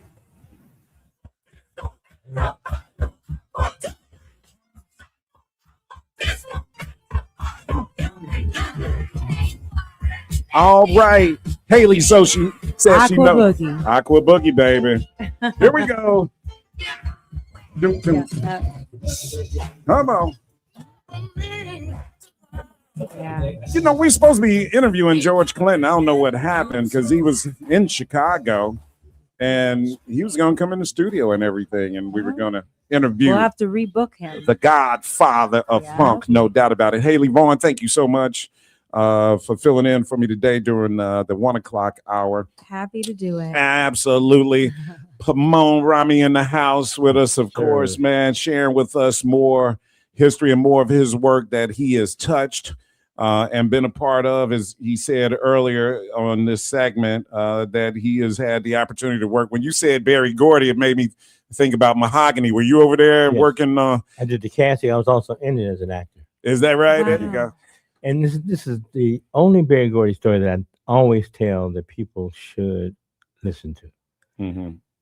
The night before, we had 300 people that we needed for the shoot, and they changed it. So I had to go back and I had to change all these people. I was late getting to the location the next day. Berry Gordy came to me and said, "You see all these people working on here?" I said, "Yeah." He said, "I've been paying all of them waiting for you, and you're late." Oh, damn. I ain't been late since. Man, I hear you. Well, that's a good one to set you straight. Man, and Barry wasn't. He's from what I understand, he ain't play around. He didn't. He didn't. He did not play around. So that's so you know the scene where everybody's on the back porch and they got and Elle is going by. Yeah. Well, so I lived right there, right, and so that was me going to school at Corpus Christi, the Catholic school on 49th and King Drive, and we were all walking by when all the crew came out there. We were like, "What? What the heck is going on?" All those people that they put on the porch are all people from that hood, right? They were all people that I had seen, and I'm talking about like the winos and all that. That's what they used in that shot. Man, when I tell you, those are people that I'd seen every day of my life, man, when I was a little kid, and they were just winos hanging out in the hood and stuff like that. But it was so amazing for our community and our neighborhood to have that kind of representation through film, though, man. It was very powerful. We need to have it. You know, you mentioned the person who the Guichards are bringing in. And at some point, we had to take responsibility for defining our stars. Mm-hmm. Like, who are they? Mm-hmm. Who are they? Who are our masters, our specialists? Mm-hmm. And you start that early, and you help them to generate. Mm-hmm. You know, so what the Guichards are doing is wonderful. Mm-hmm. You know, because they're picking out these folks and saying, okay, so now we have a chance to help them along the path. Yeah, yeah. And that's all we should be doing anyway. Something that's been a really interesting conversation lately that's happening on social is also finally our community kind of calling ourselves out for, you can't tease or denigrate or discourage Black theater kids or Black kids who want to be not athletes or not, in tech, but they want to be in arts. They want to be creative. They want to be in illustration. They want to be maybe off the beaten path, and then expect for us to have Black American actors and directors and producers who are claiming these roles. And I think that conversation started because folks are complaining about British actors or actors from abroad coming in to play American stories. But it makes me think of, both of you all's point about who's up next. How are we gearing up Black children to be heard and seen and continuing that in the arts so that it grows into a legacy that can become a career, but also providing kind of the tools. And, we talked about education and children. It's all related. And Ade respond to that as well, brother, because you've got this film, A Boy Named Bobby. Guys, it's premiering at the Obama Center this summer, man. Talk about that. Speak to that a little bit, because here you are, your journey of being a director, right, brother? I mean, and you're directing this film, right? Yes, sir. You directed this film. Yes, sir. That journey to being a director is kind of like what Haley's talking about, right? How do we encourage as opposed to, discourage young brothers and sisters? Because I would imagine your journey to being a director didn't start off with you wanting to be a director. All right. Well, how did it start off? So wonderful. So it started off with me just wanting to write. I started off writing small short stories, and I enjoyed film, and I wanted to really find a way into the film market. And I started writing screenplays. And after about a few years, I realized that no one was really picking up my screenplay, the gatekeepers of Hollywood. Because back then, this is the early 90s, you were only getting on TV or getting into the film unless you were using Hollywood or using one of the major network TV. So there wasn't enough room for our voice, our stories. They would tell us our stories were not relevant, or our stories would not be marketable, that there wasn't a market for stories that I had to tell. And so what I decided to do was I needed to first educate myself on how to do it myself. So I went to school, got my bachelor's in TV, radio broadcasting. And then shortly after, I produced my first film. Is the first film of which Mr. Rami met me when I was winning my award for that film. So I say, and I try to encourage kids, like, let's not wait for someone to tell us yes. Let's not wait for someone to give us the permission to go out there and tell our story, to speak to our culture, to speak to things that matter to us. We have to hit the ground running. We have to connect with other people, connect with your brother when he comes into town, make those connections. These are very important, because with these connections also comes resources for us to do it ourselves, for us to really go out there and tell our stories. And then people find out that, hey, those were good stories, and that, we wanted to see ourselves on TV. Yeah. Writing is the key, man, right? To getting it done, man. That's where all the power is, because that's the content. When you talk about a film, right? Because even as a director, they can bring you in as a director to direct somebody else's script, right? So writing is really the content that gets it done. And then the other side of it is, Pomone knows so well, is, all right, we got to get it financed. Yeah. And that's the struggle, though, too, right? Yeah, and my struggle with because they can write an amazing script, and then we got to figure out how we're going to get it financed, right? Yeah. No, it's true. And as I look at this world that we find ourselves in creatively, I think the biggest disservice that has happened is the elimination of talent shows and the capacity for people to perform in churches before they get out into the street. Yeah, I wanted to be a singer when I started off, when I was really, really young. And then my brother took me to the Regal. And I said, I got to find another job. Okay. The talent show there. I'm sure. That's why I grew up across the street from the Regal, man. And it when I grew up, it already had its heyday, but it still the legacy of the force that it was. And of course, WVON and Purvis Span and doing everything was a part of that. A Boy Named Bobby, the Chicago premiere, is this Sunday, August 23rd, at the Obama president. Is it open to the public to come and? Yes, they can call the website, or they can go to the Obama Center, and it'll direct them to. Just come up to the Obama Center. And do we have the website? Do we know it off here? It's XL.com. XLFilm.com. Oh, it's part of the XL Film Festival. All right, yeah. Okay, good. I had Troy on with us. We had Troy Pryor on with us not too long. Pomone, thank you, brother. Thank you. As always. And Ade, are you from Chicago? I'm from Chicago. Good. I'm from Nigeria and from Chicago. I was born here in Chicago. We got to get you back in here, man. Let's talk about it. Ade Ake Sanya is our brother here. Thanks to everybody for coming on the show. Of course, DJ Ryan Moses. Haley, you're absolutely amazing. And we're back at it tomorrow at 12 o'clock. Hakeem Jeffries in the studio tomorrow for both Rufus and Cleopatra, I believe. Nice. So you don't want to miss that. Don't go anywhere. LaDonna Ray and Ken Duncan coming up next, y'all. All righty. Thank you. Good afternoon, Chicago. I'm Logan Page, and here are your news headlines. Protest planned ahead of planning commission vote on Ford City Mall reasoning. Sky sign